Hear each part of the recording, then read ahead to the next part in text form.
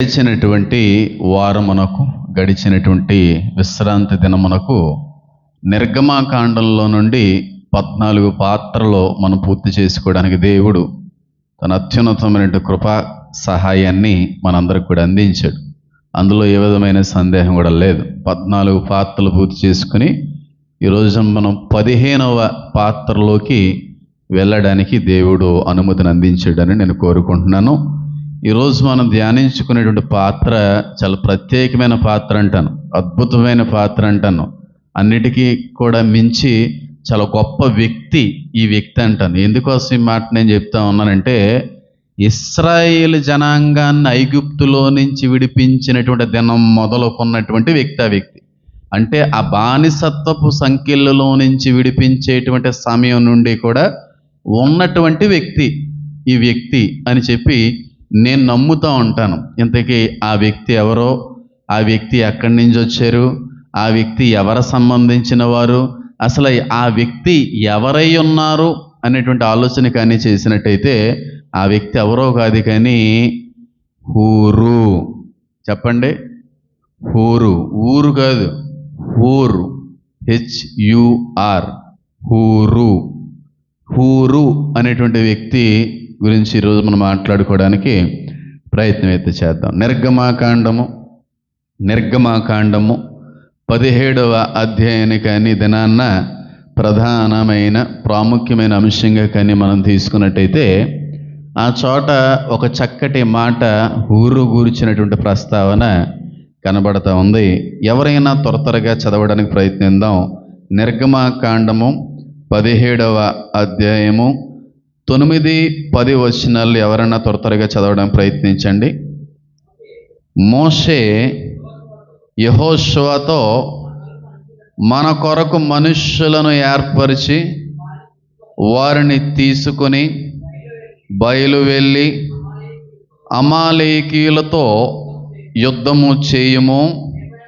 రేపు నేను దేవుని కర్రను చేత పట్టుకుని ఆ కొండ శిఖరము మీద నిలిచెదనెను.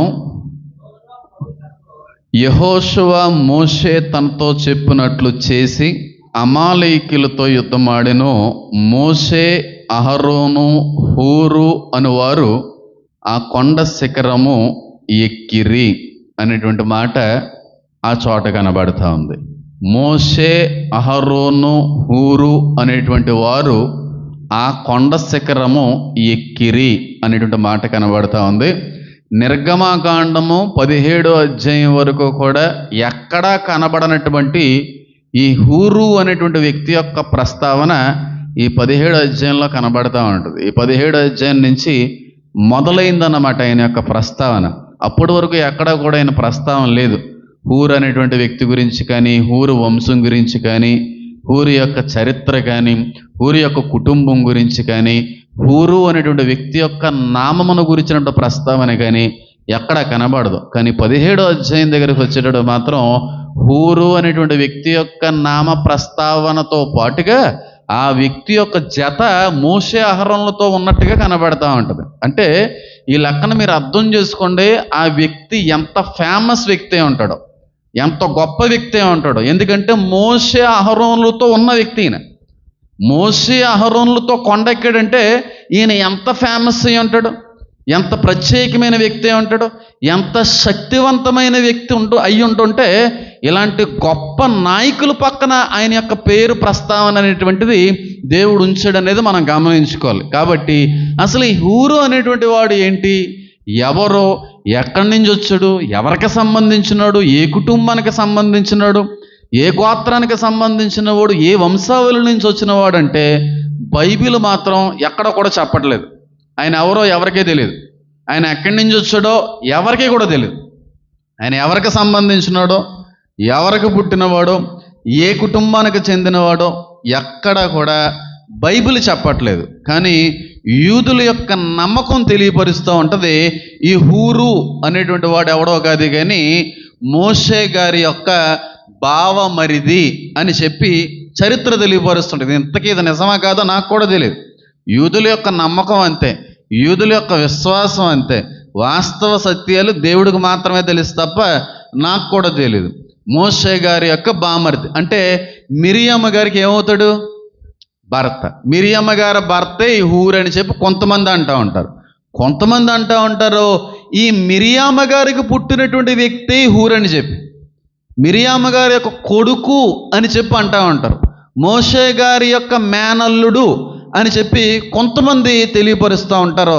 కానీ వాస్తవానికి ఏది నిజం అనేటువంటిది మాత్రం బైబిల్లో ఎక్కడ కూడా రాయబడలేదు. కానీ ఈ వ్యక్తి మాత్రం చాలా ఫేమస్ వ్యక్తి, చాలా గొప్ప వ్యక్తి, చాలా శక్తివంతమైన వ్యక్తి. శక్తివంతమైనటువంటి వ్యక్తులకి శక్తివంతమైనటువంటి వ్యక్తులే పుడతారేమో, నాకు తెలియదు. ఇలాగ అంటంలో కూడా తప్పు ఉంటుందో లేదో నాకు తెలియదు, నిజమో కాదో నాకు తెలియదు, కానీ అనిపిస్తూ ఉంటుంది కొన్నిసార్లు. ఈ హూరు అనేటువంటి వ్యక్తి యొక్క మనవడు ఉన్నాడు, ఇంకో మనవడు ఉన్నాడులేండి. ఆ మనవడు గురించి ఆదివారం మాట్లాడుకుంటాం. ఇంకా అలాంటి వ్యక్తిని పాత నిబంధనలు ఎక్కడ చూసుండం. తాత మనవుల్లో అంత గొప్పోళ్ళు, కొడుకు ప్రస్తావన అంతగా తీసుకుని రాలేదు, కానీ తాతయ్య గారు ఎంత అలాంటోడో తాతకి మించినోడు మనవడు అన్నమాట. అంత గొప్పగా ఉంటుంది ఆ మనవడు యొక్క చరిత్ర. అలాంటి మనవడికి జన్మనిచ్చినోడు అన్నమాట, రక్తాన్ని పంచినోడు ఈ హూరు. ఆ మనవడు ఎవరనే తర్వాత రోజుల్లో మనం మాట్లాడుకోవడానికి, ఎల్లుండి మాట్లాడడానికి ప్రయత్నం అయితే చేద్దాం. అయితే మీరు వాక్యంలో చూసినా మీకు అర్థమవుతుంది. ఆదాము చాలా గొప్పోడు, ఆదాము యొక్క మనవడు అంతకంటే గొప్పోడు. ఎవరు? ఎనోషు చాలా గొప్పోడు. బైబిల్లో అక్కడ చూసినా తాత మనవల్ని ఎక్కువ వాడుకున్నాడు, కొడుకుల కంటే కూడా తాత మనవలు గొప్పగా వాడుకున్నాడు. మరి నాకు తెలియదు, ఎందుకో తెలియదు, అసలు ఎందుకు అలా జరిగిందో కూడా తెలియదు. ఆదాము కంటే గొప్పగా నడిపించబడిన వ్యక్తి ఎనోషు. అబ్రహాము గొప్పోడే, అబ్రహాం కంటే గొప్పోడు యాకోబు, ఆయన నుంచే గోత్రాలు వచ్చినాయి. ఇలా మనం చూసుకుంటూ వెళ్ళిపోతే చాలా విషయాలు ఉంటాయి. సమూయేలు చాలా గొప్పోడు, సమూయేలు కంటే ఎక్కువ ప్రస్తావించబడినటువంటి వ్యక్తి హేమాను. ఏకంగా దావీదు సొలొమోను యొక్క ఆ రాజగోపురంలో పాటలు పాడేటువంటి గొప్ప సంగీత వాయిద్యం మీద పట్టున్న వ్యక్తి. తాత బాగా వాడుకున్నాడు, మనవల్ని అంతకన్నా ఎక్కువ వాడుకున్నాడు. మరి అలా ఎందుకు జరిగిందో నాకు తెలియదు. దావీదు మనవడు రెహబాము అద్భుతం అన్నమాట, మామూలుగా చేయలేదు. ఆయన కూడా బాగానే చేసుకుని వెళ్ళాడు. అలాగా చాలాసార్లు మనం వాక్యాన్ని కానీ పరిశీలిస్తే తాతగారులని దేవుడు పిలుచుకున్నట్టుగా అంతకు మించిన రీతిలో మనవలను వాడుకున్నటువంటి సందర్భాలు కూడా బైబిల్ గ్రంథంలో లేకపోలేదు. ఈ హూరు అనేటువంటి వ్యక్తి ఒక మనవుడికి తాత అవుతాడు. తర్వాత ఆ మనవుడు చేసిన పని వర్ణాతీతం. తర్వాత రోజుల్లో మాట్లాడుకోవడానికి ప్రయత్నం అయితే చేద్దాం, కానీ ఇప్పుడు ఏదో మా తాతగారికి నాకు మధ్యన ఏదో లింక్ నేను ఏదో ఏర్పాటు చేయాలన్నది నా ఉద్దేశం కాదు. అది చాలామంది అంటున్నారు మీ తాతగారు చేసిన పరిచయం ఎలాంటిదో మాకు తెలుసు, కానీ ఆయనకి మించిన రీతిలో మీరు వాడబడుతున్నారని చాలామంది అనడంలో అతిశయోక్తి లేదన్నట్టుగా అనిపిస్తూ ఉంటుంది. అంటే ఆయన అంత గొప్పను కాదు, ఆయన అంత పరిశుద్ధత అది లేకపోవచ్చేమో, కానీ ఆయనకంటే కూడా గొప్పగా పరిచయాన్ని నడిపిస్తున్నాననే పేర్లు, మాటలు, కాంప్లిమెంట్ మాత్రం చాలానే వచ్చాయి. బోల్డ్ మంది ఇచ్చారు. అలా ఎవరో కూడా తెలియదు. రీసెంట్గా 2-3 రోజుల క్రితమే రామేశ్వరానికి సంబంధించిన సంఘ సభ్యులండి హైదరాబాద్ వెళ్ళిపోయారు. వాళ్ళు తాతయ్య గారే వాళ్ళకి పెళ్లి చేశారంట. పారాసామ్యాలి గారి దగ్గర పెళ్లి చేయించుకున్న వ్యక్తులు అండి, రాగంపేట విశ్వాసులు మేము. తాతయ్య గారు మీకోసం చాలా ప్రార్థించేవారు, మాతో కూడా ప్రార్థించమని చెప్పేవారు. ఇన్ని రోజులు మాకు రీసెంట్గానే తెలిసింది, ఆ ఫోటోది చూసిన తర్వాత ఆయనకి మించిన రీతిలో వాడబడుతున్నారంటని చెప్పి కొంతమంది ప్రశంసలు, కొంతమంది కాంప్లిమెంట్స్ని బట్టి నేను ఎప్పుడో కూడా గర్వించలేదు. ఎప్పుడో కూడా నాకు గర్వం లేదు, 1% కూడా గర్వించలేదు. నేను అతిశయించేవాడు ప్రభువునందు మాత్రమే అతిశయించాలి. కాబట్టి ఎన్ని కాంప్లిమెంట్ వచ్చినా బైబిల్ పట్టుకొని చెప్తున్నాను, 1% కూడా నేను పొంగిపోను, బూరినైపోను. కొంతమంది బూరైపోతారు చూడండి, అప్పుడే నూనెలు వేసిన పూరిలాగా అని అయిపోతూ ఉంటారు. వాళ్ళని పొగుడుతుంటే వాళ్ళకి పొట్ట అంతా అబ్బిపోతూ ఉంటుంది, బుర్రకాయ ఎంత అయిపోతూ ఉంటుంది, తలకాయ ఎంత అయిపోతూ ఉంటుంది, మెడకాయ ఎంత మనిషి ఎంత అయిపోతూ ఉంటాడు. నాకేమో నాది వెళ్తాం ఏమో చాలా కాంప్లిమెంట్లు. మళ్ళీ చెప్తున్నా, 1% కూడా అస్సలు పొంగిపోను నేను. ఎక్కువే అసలు అలా అంటుంటే నాకు చిరాకు, నాకు చాలా చిరాకు. ఎందుకంటే ఇప్పుడు నా గొప్పతనం ఏముంది అందులో నాకు నా చేతిలో ఏమన్నా ఉందా? నా చేతిలో ఏదన్నా ఉందనుకోండి, ట్రైనింగ్ ఉందనుకోండి, ఆ ట్రైనింగ్లో బాగా ట్రైన్ అయ్యాను నేను. తరబేది ఉందనుకోండి, బాగా తరబేది అయ్యానండి, కష్టపడ్డానండి అని అనుకోవడానికి కూడా ఏదైనా ఒక అవకాశమో ఒక కారణమే ఉండాలి. కానీ అది కారణమే లేదు కదా. ఏ కారణం ఉందని నన్ను గొప్పోడు అని లోకం అంటున్నప్పుడు నిజమే కదా, కష్టపడ్డాను కాబట్టి ఈ మాటకి నేను అర్హుణ్ణే అని అనుకోవడానికి కారణమే లేదు కదా. తరిబీది లేదు, ఎక్కడ ట్రైనింగ్ లేదు, ఎక్కడ కూడా కష్టపడింది లేదు, ఏమీ లేదు. అలాంటి వ్యక్తిని జీరోని దేవుడు అలా వాడుకుంటున్నాడు అంటే మరి దేవుడే కదా. ఆ ప్రశంస అన్న, కాంప్లిమెంట్ అయినా, మహిమైనా, ఘనత అయినా ఏదైనా ఆయనకే ఆపాదించేటువంటి పరిస్థితులు తప్పని ఎంతో కొంత ఉందనుకోండి నాదంటూ ఏదన్నా ఈ పరిచర్లో, ఈ జ్ఞానంలో, ఈ వాక్య విశ్లేషణలో, ఈ బోధలో, అప్పుడు అవునులే కష్టపడ్డాం, ఎన్ని సంవత్సరాలు కష్టపడ్డాం, మేము ఎన్ని సంవత్సరాలు ట్రైనింగ్, ఎంతకాలం తిరిగాము, ఎంత ప్రయాసపడ్డాం, ఎంత ప్రార్థన చేశాను నేను దేవుడికి, అందుకే వాడుకుంటున్నాను. నా కష్టం కూడా ఉంది కనుక ఈ ప్రశంసలకు నేను అర్హుడిని నేను అనుకోవడానికి ఎంత కారణం కూడా లేదు. ఎంత కారణం కూడా లేనప్పుడు ఎవరో పొగుడుతున్నారని చెప్పి నేను ఏ విధంగా అతిశయించగలను, ఏ విధంగా గర్వించడానికి అవకాశం ఉంటుంది? జీరోని, ఇప్పటికీ జీరోనే, చచ్చే వరకు జీరోనే. ఎందుకంటే ఇది నేను చెప్తుంది కదా, చాలామంది నమ్మట్లేదు బయట వాళ్ళు. అలాగే అంటారు, అదంతా ఉత్తునే, పరిశుద్ధాత్మ నడిపింపంట, అదంతా ఉత్తునే అని చెప్పి. అది ఉత్తునా కాదో మా ఇంటోళ్ళకి తెలుసు, సంఘస్థులకి బాగా తెలుసు. కాబట్టి అందులో పెద్ద పొగుడుచుకోవడానికి ఏదో హైప్ క్రియేట్ చేసుకోవాల్సిన అవసరం లేదు. ఇప్పటికీ జీరోని నేను, ఇప్పటికీ జీరోని. కానీ మా తాతగారికి మించినటువంటి సావుకుడిని, అందులో సందేహం లేదు. అంత గొప్ప రీతిలో నిలబెడతాడు దేవుడు. ఆయనకి మించిన అభిషేకం దేవుడు మాత్రం నాకు అందించాడు. ఆయనకి మించింది ఎన్ని రెట్లు అంటే నాకు తెలియదు, 100 రెట్ల, 1000 రెట్ల, 2000 రెట్ల నాకు తెలియదు. ఆయనకి కొన్ని లక్షల రెట్ల అభిషేకం అయితే మాత్రం నా మీద ఉంది. అది మాత్రం నేను నమ్ముతాను. ఆయన చేసిన వాటికి మించిని చేస్తాను నేను. ఆయన చెయ్యలేని వాటిని కూడా జరిగి చూపిస్తాడు దేవుడు నా ద్వారాగా, అది మాత్రం నా నమ్మకం. ఆయన ఎప్పుడు చచ్చినోడు బతికించాడన్న సాక్ష్యం ఒకటే ఉందేమో, కొన్ని 100 మంది చచ్చినోడు బతికేస్తాను, ఆ నమ్మకం నాకు ఉంది, ఆ విశ్వాసం నాకు ఉంది. అభిషేకం ఎలాంటిదో నేను బాగా ఎరిగిన వ్యక్తిని. కాబట్టి ఎవడో పోగొడుతున్నాడని చెప్పి ఫీల్ అవ్వడానికి ఏమీ లేదు. అలాగని చెప్పి పారాస్వామిల గారికి నాకు లింక్ చేయాలన్న ఉద్దేశం నాకు లేదు. కానీ తాత అలా వాడబడ్డాడు ఊరు, మనవడు అంతకంటే కూడా వాడబడ్డాడు అనేది నా యొక్క ఉద్దేశం. ఏమో అందరూ ఎలా ఉంటారో లేదో తెలదో. కొంతమంది అయితే స్టేజ్ మీదకి ఎవరినన్నా పాస్టర్ గారిని పిలిచామనుకోండి, ఆ పాస్టర్ గారికి ముందు ఇంట్రడక్షన్ ఇవ్వాలని చెప్పేది ఆ పాస్టర్ గారే. నేను చూశాను కాబట్టి చెప్తున్నాను. ఏ పాస్టర్ గారినన్నా మీటింగ్లు పిలిచామనుకోండి, ఆ పాస్టర్ గారు ముందే చెప్పేస్తారు, ఇంట్రడక్షన్ ఇవ్వాలి. ఆత్మపూర్ణులు, అగ్గితో అభిషేకించబడినటువంటి సేవకులు, ఆత్మ వరాలు పొందుకున్నటువంటి దైవజనులు వస్తున్నారు హో అని డప్పు కొడితే పాస్టర్ గారు మైక్ తీసుకుని అనాలి. ఎందుకు వచ్చినాయి అన్నీ? సినిమాల్లో కనబడి అన్నీ ఇప్పుడు స్టేజ్ల మీద కనబడుతున్నాయి కాదంటారా? మళ్ళీ పైగా వాళ్ళకి వాళ్ళతో చెప్పించుకుంటే పాస్టర్ గారికి ఆనందం. అంత గొప్ప సేవకుడు, ఇంత గొప్ప సేవకుడు, ఆత్మపూర్ణలో స్వస్థత వరం, అగ్గితో అభిషేకించి, అగ్గా ఇంకేమన్నా కాలిపోవో పనికిమాలోడా ఈయన అనిపించుకున్న తర్వాత స్టేజ్ ఎక్కిన తర్వాత ఓకే ఓకే ఓకే కూర్చోండి అదో బిల్డప్. మనకు ఆ బిల్డప్లు ఏం లేవు అస్సలు. ఏదైనా మీటింగ్కి వెళ్ళినా అక్కడ అస్సలు ఇంట్రడక్షన్లో అసలు ఇవ్వకండి, చాలా చిరాకు నాకు. నేను వచ్చానా వాక్యం చెప్పాను వెళ్ళిపోయాను, అంతే నా పని. ఇంట్రడక్షన్లు ఇస్తాను అదే ఇస్తానంటే నాకు అసలు ఎక్కదు. సరే, ఏదైనప్పటికీ కూడా ఈ హూరు అనేటువంటి వ్యక్తి నుంచి మనం ఏం నేర్చుకోవచ్చు? ఏమో నేనైతే నేను పోగనండి ఇలాగా ఏమంటారు పూరిలాగా మాత్రం అవను. ఏమన్నా పడకూడదామని ఏమన్నా బిస్కెట్లు వేసిన అస్సలు పండరా బాబు. నిన్న ఎన్ని చూసేసి బాగా సాన పెట్టేసి ఇక్కడికి వచ్చాను. నాకు వేయకండి అలాంటి అసలు పడను. నేను పొగడతలకి అసలు పడను. ఒట్టుగారుండే అంటారు కొంతమంది, అలా ఎక్కువ. కానీ సరే, ఈ ఊరు నుంచి మనం ఏమి నేర్చుకోవచ్చు? ఆయన నుంచి నేర్చుకోవలసినటువంటి ఆధ్యాత్మిక పాఠాలు ఏమైనా ఉన్నాయా అని అంటే బోల్డ్ నేర్చుకోవచ్చు. ఆయన యొక్క ప్రస్తావన, ఆయన యొక్క జీవిత సాక్ష్యం అంతే కూడా ధర్మశాస్త్రంలో కొంతమట్టుగా కనబడుతున్నప్పటికీ కూడా ఆయన జీవితం నుంచి చాలా నేర్చుకోవలసినటువంటి విషయాలు అనేకమైనవి ఉన్నాయి. నేర్చుకోకూడనటువంటి విషయం కూడా ఉందనుకోండి, దాని గురించి నేను ప్రస్తావనలోకి తీసుకొని రావాలన్నది నా ఉద్దేశం కాదు. అయితే ఆయన నుంచి మనం ఏమి నేర్చుకోవచ్చు అంటే, ఆయన ప్రస్తావన ఎక్కడ మొదలైంది అనేది మనం గమనించాలి. ఆయన యొక్క నామస్మరణ లేఖనాల్లో ఏ చోట మొదలైంది అనేటువంటిది మనం ఖచ్చితంగా చూడగలగలం. చూస్తే ఆ సందర్భం నుంచే, ఆ పరిస్థితి నుంచే బోల్డెన్ పాఠాలు మనం నేర్చుకోగలం. అసలు జరిగినటువంటి విషయం ఏంటంటే, ఇశ్రాయేల్ జనాంగాన్ని మోషే అహరోనులు ఐగుప్తులో నుంచి విడిపించుకుంటూ బయటకు వచ్చేసారు. బయటకు వచ్చేసిన వెంటనే ప్రయాణం అంతా సాఫీగా అయిపోయిందా? దేవుడు ఏర్పాటులో, దేవుడు పిలుపులో ఉన్నటువంటి ప్రయాణం సాఫీగా ఎప్పుడూ ఉండదు. చాలా అబ్స్టెకిల్స్ ఉంటాయి. చాలా చాలా ప్రమాదాలు ఉంటాయి, చాలా శోధనలు ఉంటాయి, చాలా సమస్యలు అనేటువంటివి ఉంటాయి. సమస్యలు లేకుండా హ్యాపీగా వెళ్ళిపోతుందంటే అది దేవుడి ఏర్పాటు కాదు, దేవుడి యొక్క మార్గం అంతకంటే కూడా కాదు.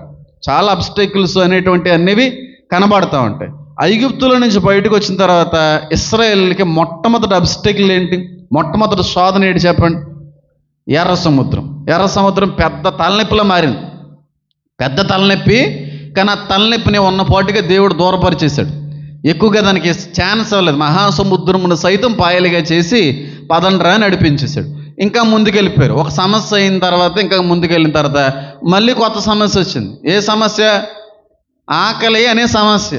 ఆకలి అవుతుంది, తినడానికి ఏమి లేదు, అక్కడ ఉంటే అవి తింటాం ఇవి తింటాం. ఆ సమస్యలో కూడా దేవుడు పరిష్కారాన్ని అందించాడు. ఇంకా ముందుకెళ్ళిన తర్వాత ఇంకో సమస్య వచ్చింది. ఏ సమస్య అది? నీళ్ళు. అదో సమస్య వచ్చింది. నీళ్ళను కూడా దేవుడు చక్కనే, ఎంత బాగా చెప్తుంది చూడండి, అంత స్పీడ్గా ఉండాలి, టక్ టక్ టక్ మన అందించాలి. అదొక వరం. అది కొంతమంది ఆరిపోయినాయి అనుకోండి ఆ వరాలు, అది వేరే విషయం. అయితే నీళ్ళు అనే సమస్య. తాగడానికి సరైన నీళ్ళు లేకపోయినాయి, గొంతుకంతా కూడా ఎండిపోయింది. ఆ సమస్యను కూడా దేవుడు ఏం చేశాడు? పరిష్కరించాడు. ప్రతి సమస్యలో కూడా పరిష్కారం అనేటువంటిది ఉంటుంది. పరిష్కారం లేని సమస్యలు అంటూ, ఆన్సర్ లేనటువంటి క్వశ్చన్లు అంటూ ప్రపంచ సృష్టిలో ఎక్కడా కూడా ఎప్పుడూ కూడా ఉండదు. ప్రతి దానికి ఆన్సర్ ఉంటుంది, ప్రతి దానికి పరిష్కారం ఉంటుంది. ఆ పరిష్కారం, ఆ జవాబు క్రీస్తు యేసునందు ఉందని వాక్యం కూడా సెలవిస్తాం. తర్వాత విషయం అది. అయితే ఆ సమస్యను కొట్టెక్కించి బయటికి వెళ్ళిన తర్వాత ఇంకో సమస్య వచ్చి పడింది. ఆ సమస్య పేరే అమాలేకీయులు అనే సమస్య. రెఫాదీము అనే ప్రాంతానికి వచ్చేసరికి అమాలేకీయులు అనేటువంటి ఒక జనాంగం ఇశ్రాయేలుకి ఎదురుపడింది. వాళ్ళు ఎదురొచ్చారు. అమాలేకీయుల గురించి ఒకసారి నేను చెప్పాను. దుష్ట జనాంగము, దురాత్మ సంబంధిత కార్యకలాపాల్లో మూలిగి తేలుతున్నటువంటి జనాంగము, అన్నిటికీ మించి శుద్ర పూజలు చేసేటువంటి జనాంగము, అన్నిటికీ మించి అపవాది యొక్క చీకటి సంబంధమైన శక్తుల యొక్క సహాయంతో విజయాలు పొందుకునేటువంటి జనాంగం ఈ అమాలేకీయులు. ఈ అమాలేకీయులు మనుషులుగానే ఉంటారో, గొర్రెగా మారిపోగలరో, మేఘగా మారిపోగలరో, ఏ జంతు స్వరూపంలోకైనా సరే మారిపోగలిగేటువంటి శక్తి సాతాను వీళ్ళకి ఇచ్చింది అనేటువంటి ఒక విషయాన్ని ఒక రోజు నేను చెప్పడానికి ఇష్టపడ్డాను. అలాంటి అమాలేకీయులు ఇశ్రాయేలు యొక్క ప్రయాణంలో ఎదురుపడిపోయారు, అడ్డుపడిపోయారు. కనానికి ఇంకా వెళ్ళలేదు. కనాను అనేటువంటి వాగ్దాన భూమికి ఇంకనో కూడా చేరక మునిపే ఈ శత్రు జనాంగం అనేటువంటిది ఇశ్రాయేల్ జనాంగానికి ఎదురుపడింది. ఇదొక సమస్య. ఆ సమస్యలో నుంచి ఏ విధంగా వాళ్ళు బయటకు వచ్చారు, ఆ సమస్యలో ఉన్నటువంటి పరిష్కారం ఏవి ఉన్నది అనేది ఈరోజు పాఠం. ప్రతి సమస్యకి పరిష్కారం ఉందా లేదా? ఉందన్నా లేదా? ప్రతి క్వశ్చన్కి ఆన్సర్ ఉంది. ఇప్పుడు కూడా వాళ్ళ జీవితంలో ఒక సమస్య ఎదురైంది. ఇశ్రాయేలు జీవితంలో ఎదురైనటువంటి ఒక 4వ సమస్య. ఈ సమస్యకు తగినటువంటి పరిష్కారం ఎవరి నుంచి వచ్చింది? ఆ పరిష్కారంలో హూరి యొక్క పాత్ర ఉన్నదా లేదా? ఆ పరిష్కారం అందించిన వ్యక్తి కొంపతీసి హూరా అనేదే ఈరోజు యొక్క ప్రస్తావన. అయితే అమాలేకీయులు ఎదురుపడ్డారో ఇశ్రాయేల్ జనాంగానికి ధీటైన జనాంగం. అది చాలా బలమైన జనాంగం. సంఖ్యాబలంలో కావచ్చు, భుజబలంలో కావచ్చు, అండబలంలో కావచ్చు, అన్నిటిలో కూడా చాలా పటిష్టంగా ఉన్నటువంటి సైన్యం అది. అప్పుడు దేవుడు మోషేతో మాట్లాడతాడు. ఏమనంటే, మోషే ఏం భయపడకండి మీరు, నువ్వు ఎర్ర సముద్రాన్ని ఏ కర్రతో అయితే పాయలు చేసావో ఆ కర్రను పట్టుకుని కొండకి అర్జునుకు నువ్వు కొండెక్కు, నీకు ఏం చేయాలని నేను చెప్తాను, అక్కడ నువ్వు చేయవలసిన పని ఏముందో నేను అక్కడ బోధిస్తాను అని చెప్పి మోషేని కర్ర పట్టుకుని కొండెక్కమంటాడు. అయితే యెహోషువ అన్నాడు చూడండి, అక్కడ యెహోషువతో మోషే అంటాడు, ఇదిగో యెహోషువ, నువ్వు ఏర్పరిచినటువంటి సైన్య సమూహం అంతా కింద ఉండిపోవాలి, మీరందరూనేమో యుద్ధానికి సన్నాహాలు సిద్ధపరచండి, యుద్ధ సన్నదులై ఉండండి, నేను అహరోను హూరు కొండెక్కుతాం, నువ్వు మాత్రం కింద యుద్ధం చేయాలి అమాలేకీయులతో, అది నీ పని అని చెప్పి అంటే సరే సార్ అని చెప్పి సైన్యాన్ని సిద్ధపరుస్తాడు. సమూహం అంతా కూడా చాలా బలంగా ఎదుర్కోవడానికి సిద్ధంగా ఉంది. అయితే ఇక్కడ అహరోను, మోషే, హూరు అనేటువంటి ముగ్గురు కొండెక్కుతారు. వీళ్ళేమో కొండ మీద ఉన్నారో, అమాలేకీయులేమో కింద ఉన్నారో, ఇటువైపు కొండ భాగంలో దిగువ భాగంలో ఏమో ఇశ్రాయేల్ జనాంగం ఉంది. ఇశ్రాయేల్ జనాంగం ఈ కొండ మీద ఏమో ఈ ముగ్గురుని, దీనికి ఎదురుగుండానేమో అమాలేకీయులు ఉన్నారు. ఎంతమందికి అర్థమవుతుంది? ఇది ఒక పెద్ద మైదానం అనుకోండి అమ్మ, ఇది ఒక పెద్ద మైదానం. ఇక్కడ అంతానేమో అమాలేకీయులు అందరూ కూడా పోగైపోయారు. ఇక్కడ అంతానేమో ఇశ్రాయేలు అందరూ కూడా యెహోషువ యొక్క చేతుల్లో నిలబడ్డారు. ఆ పక్కనుండి కొండ మీద మాత్రం ముగ్గురు నిలబడ్డారు. అక్కడ జరిగింది కథ అంతా కూడా. అప్పుడు దేవుడు అంటాడు, మోషే నువ్వు చెయ్యెత్తు. నువ్వు ఎప్పుడైతే ఆ కర్రన్న చేత పట్టుకుని ఆకాశం వైపు ఉన్నటువంటి ఆ వైపుగా నువ్వు చూడగలుగుతావో ఇశ్రాయేలు అందరూ కూడా అమాలేకీయుల మీద అద్భుతమైనటువంటి విజయాన్ని పొందుకుంటారు అని అన్నప్పుడు మోషే కర్ర పట్టుకుని చెయ్యి ఎత్తడం అనేటువంటిది మొదలైంది. ఎత్తాడు. పొద్దున మొదలైంది యుద్ధం. ఎంతసేపు ఎత్తగలడు చెయ్య? ప్రార్థన చేయడానికి చేతులు ఎత్తమంటే 2 సెకండ్ల కంటే ఎవడో ఎక్కువ ఎత్తలేడు. ఎత్తగలరా? చేతులు ఎత్తి ప్రార్థన చేయండిరా ఒక అరగంట అంటే ఎంతమంది ఎత్తగలరు? నిలువు మోకాల మీద ఒక 5 నిమిషాలు ప్రార్థన చేయండిరా అంటేనే మోకాల మీద ఏమి వచ్చేస్తుంటాయి? మనకి కాయలు వచ్చేస్తూ ఉంటాయి, చేతులు గూళ్ళన్నీ కూడా పట్టేస్తూ ఉంటాయి. ఇలాంటి కబుర్లు చెప్తాం మనం. అలాంటిది పొద్దున్న ఉదయం మొదలైంది. నాకు తెలిసి 8 o'clock 9 o'clock మొదలయ్యేది అప్పుడు యుద్ధాలు. ఆ టైంకి యుద్ధం మొదలైంది. సరే మీరు రెడీ అంటే మేము రెడీ అన్నాం. సరే అక్కడ సిగ్నల్ ఇవ్వాలి మోషే. సిగ్నల్ ఏ విధంగా ఇవ్వాలి? కింద ఉన్న యెహోషువ కర్ర ఊపాలి. కర్ర ఊపుడంటే యుద్ధం మొదలైపోయినట్టే. అయితే కర్ర పట్టుకుని చెయ్యి ఎత్తాడు. చెయ్యి ఎత్తినప్పుడు వీళ్ళు యుద్ధానికి వెళ్ళిపోయారు. అమాలేకీయులు ఓడిపోతున్నారు. ఇంక వెళ్ళడంతోనే ఇశ్రాయేలు గట్టిగా కొడతాం మొదలుపెట్టారు. ఎంతసేపు ఆయన మాత్రం చెయ్యి ఎత్తగలడు? చెయ్యి ఎత్తినంతసేపునేమి ఇశ్రాయేలు నెగ్గుతున్నారు. ఇంక నా వల్ల కదా ఎత్తలేకపోతున్నాం, గూడి నొప్పి వచ్చేస్తుంది, చేయలాగెత్తుందని చెప్పి చెయ్యి కిందకు వచ్చినప్పుడు అమాలేకీయులు మళ్ళీ పుంజుకుంటా ఉన్నారు. చెయ్యి ఎత్తనంతసేపునేమో ఇశ్రాయేలు పైన చెయ్యి ఉంది, ఇశ్రాయేలు చెయ్యి పైన ఉండేది.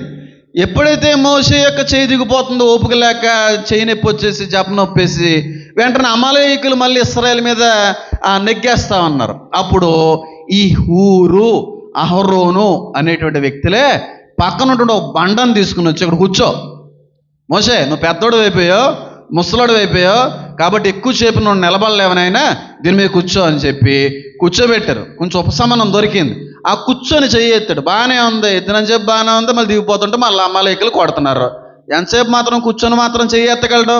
ఎలాగైతే పని వేయాలి లేదని చెప్పి హూరు ఒకవైపు, అహరోను ఒకవైపు చెరుకో జబ్బనే కూడా వీళ్ళు భుజాల మీద వేసుకుంటారు.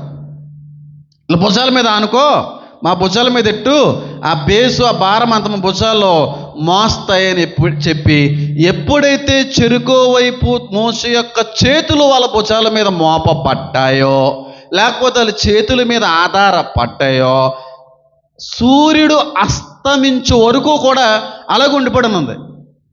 సూర్యుడు అస్తమం అనేది ఎప్పుడు జరుగుతుంది? చలికాలంలో అయితే 5:30కి, ఎండాకాలంలో అయితే 7 గంటలకి, అంతే కదా. ఆ టైం వరకు అంటే సుమారుగా 9 గంటలు మోషే ఏం చేశాడన్నమాట? చెయ్యి ఎత్తి ఉంచేశాడు. ఎత్తిన చెయ్యిని దించలేదు. ఆ ఎత్తిన చెయ్యి దించకుండా ఉండడానికి కారణమైన వ్యక్తే ఈ హూరు. ఇప్పుడు ఎంతమందికి అర్థమైంది? బాగా అర్థమవుతుంది. సండే స్కూల్ పిల్లలకు కాదు, 99వ ఏట ఉన్న వృద్ధుడికి సైతం అర్థమవుతుంది. ఆ దేవుడు పెట్టినది. మన గొప్పతనం ఏం కదరా, మళ్ళీ నేను చెప్తున్నాను, అది ఆయన ఇవ్వాలి. ఇలా జరిగింది. అయితే విజయాన్ని పొందేసుకున్నారు. సూర్యుడు అస్తమించే వరకు కూడా మోషే అలా ఉండిపోయాడు. ముసలోడు పెద్దోడు అయిపోయాడు కదా, 80 సంవత్సరాల అభిప్రాయంలోకి వచ్చేసాడు. నిలబడిపోయాడు. మొత్తానికి అమాలేకీయుల మీద ఇశ్రాయేలు విజయాన్ని పొందుకున్నారు. విజయోత్సాహంతో దేవుని స్తుతించసాగారు. అయితే ఇక్కడ ఇశ్రాయేలు యొక్క విజయానికి గల కారణం ఎవరో?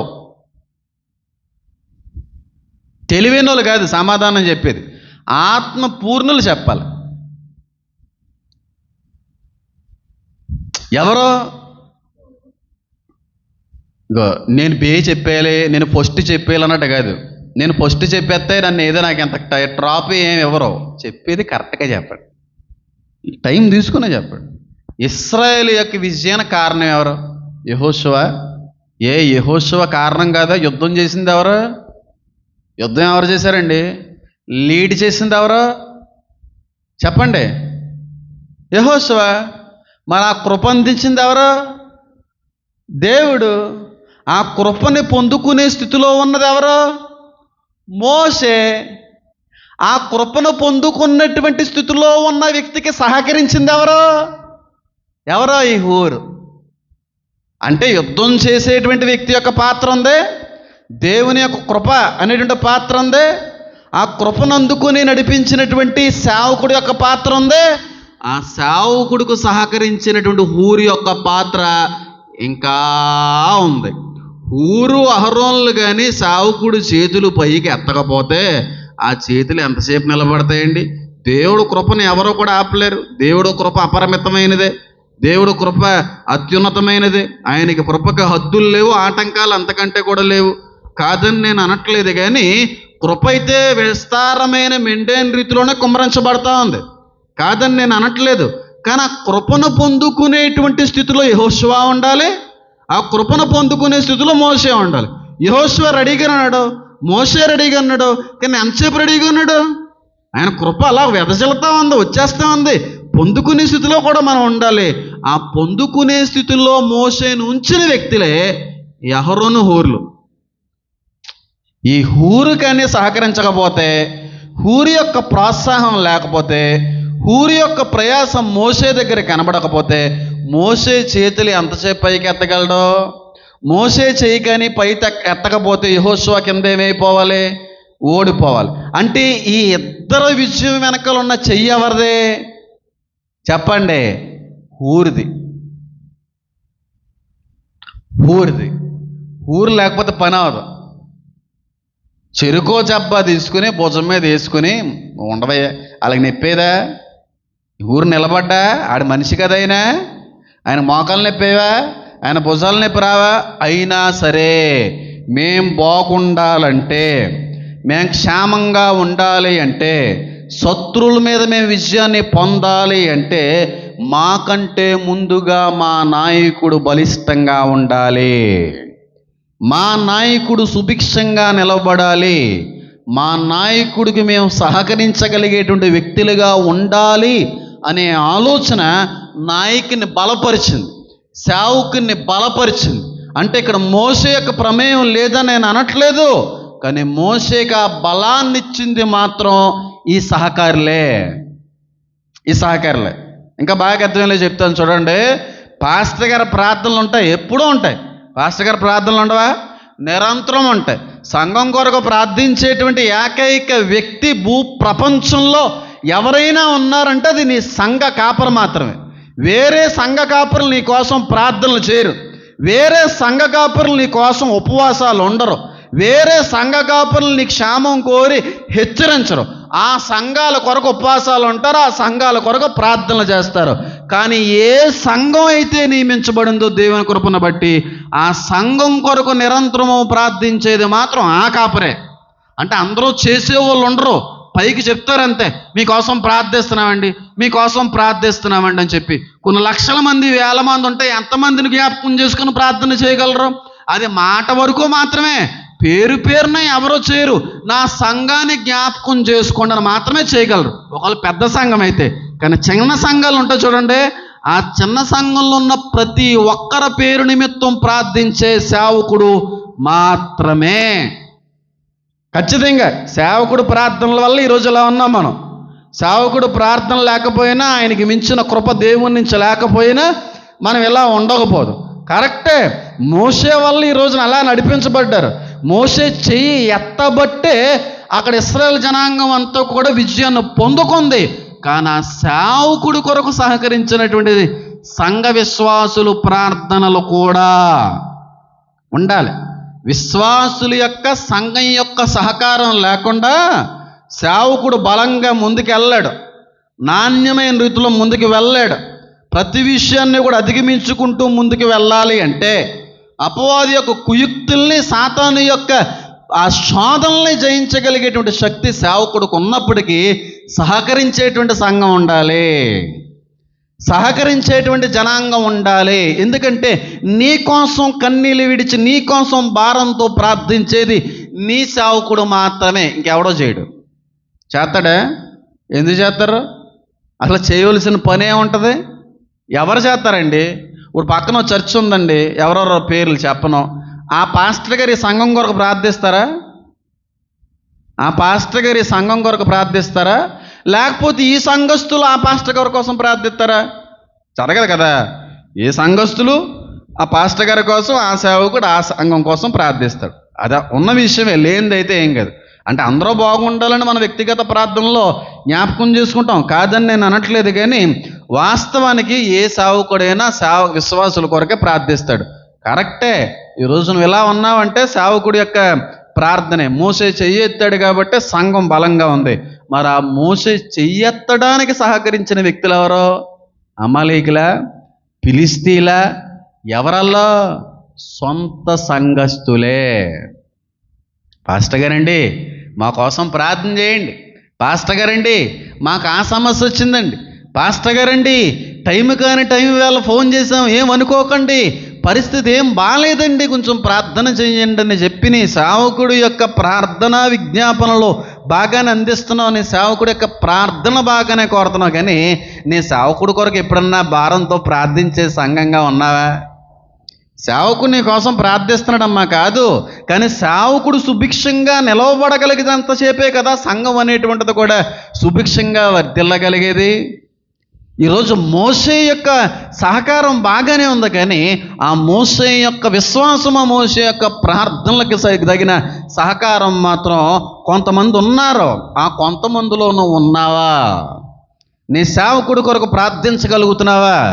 నీ సేవకుడు మార్చు, నీ సేవకుడు యొక్క స్వరాన్ని మార్చు, నెమ్మదైన వాక్యాన్ని అందించే సేవకుడిగా మార్చండి. మమ్మల్ని ఏమి అనకుండా ఉండే సేవకుడిగా ఉండాలని ప్రార్థిస్తున్నావు, కానీ ఒక క్షేమం కొరకు ప్రార్థించే విశ్వాసిగా ఉన్నాను.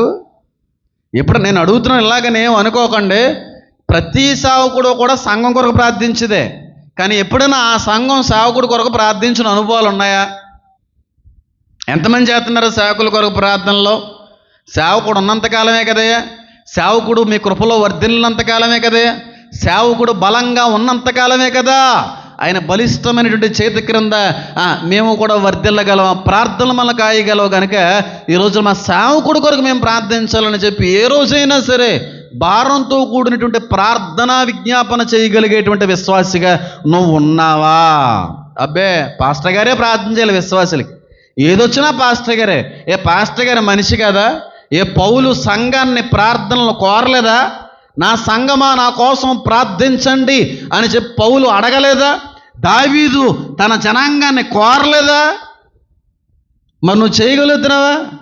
మా సేవకుడు వాక్యం బాగా అందిస్తాడండి, మా సేవకుడు మా కోసం ప్రార్థన చేస్తూ ఉంటారండి. ఖచ్చితంగా ఉంటుంది, అందులో ఏ సందేహం లేదు. మరి నువ్వెంత చేస్తున్నావు మీ సేవకుడి కొరకు ప్రార్థన? ప్రత్యేకంగా నీ సేవకుడి యొక్క క్షేమం కోరి మీ సేవకుడు దేవుని కృపలో మరింత వర్ధిల్లాలనే ఆలోచనతో ప్రార్థించగలిగేటువంటి సంఘ బిడ్డలుగా మీరున్నారా? ఊరు అహరోనులో మోషే అనేటువంటి సేవకుడికి ఏం చేసింది? సహకరించింది. ఆ ప్రార్థనలకి వీళ్ళ సహకారం తోడైంది. సేవకుడి యొక్క ప్రార్థనకి సంఘం యొక్క ప్రార్థన తోడవ్వాలి. మళ్ళీ చెప్తున్నాను, సేవకుడు ప్రార్థన ఒక్కటే సరిపోదు. ఏ సమస్య వచ్చినా సమస్యలో ప్రార్థించే సేవకుడితో పాటుగా ఆయన యొక్క ప్రార్థనకి మన ప్రార్థన తోడవ్వాలి. ఎంతమందికి అర్థమవుతుంది? ఆ ప్రార్థనకి మన ప్రార్థన తోడవ్వాలి. మన ప్రార్థన చాలాసార్లు సేవకుడి యొక్క ప్రార్థనకి దొన్నవ్వట్లేదు, తోడవ్వట్లేదు. నిజం. సేవకుడు ఏదో విషయంలో ఒక విషయాన్ని చెప్పారు, ఒక సమస్యని చెప్పారు, ఈ సమస్య నిమిత్తం మనం అందరం ప్రార్థించాలి, నేను ప్రార్థిస్తున్నాను అమ్మా అని సేవకుడు. ఇంకా నేను ఒక మాట చెప్పాను, ఒక ప్రార్థన అవసరతను చెప్పాను. ఆ ప్రార్థన అవసరతను జరిగించేటువంటి నేను ఆ సమస్యని పరిష్కరించాలనే ఆలోచనతో ప్రార్థిస్తున్నటువంటి నా ప్రార్థనకి నీ ప్రార్థన తోడవ్వాలి.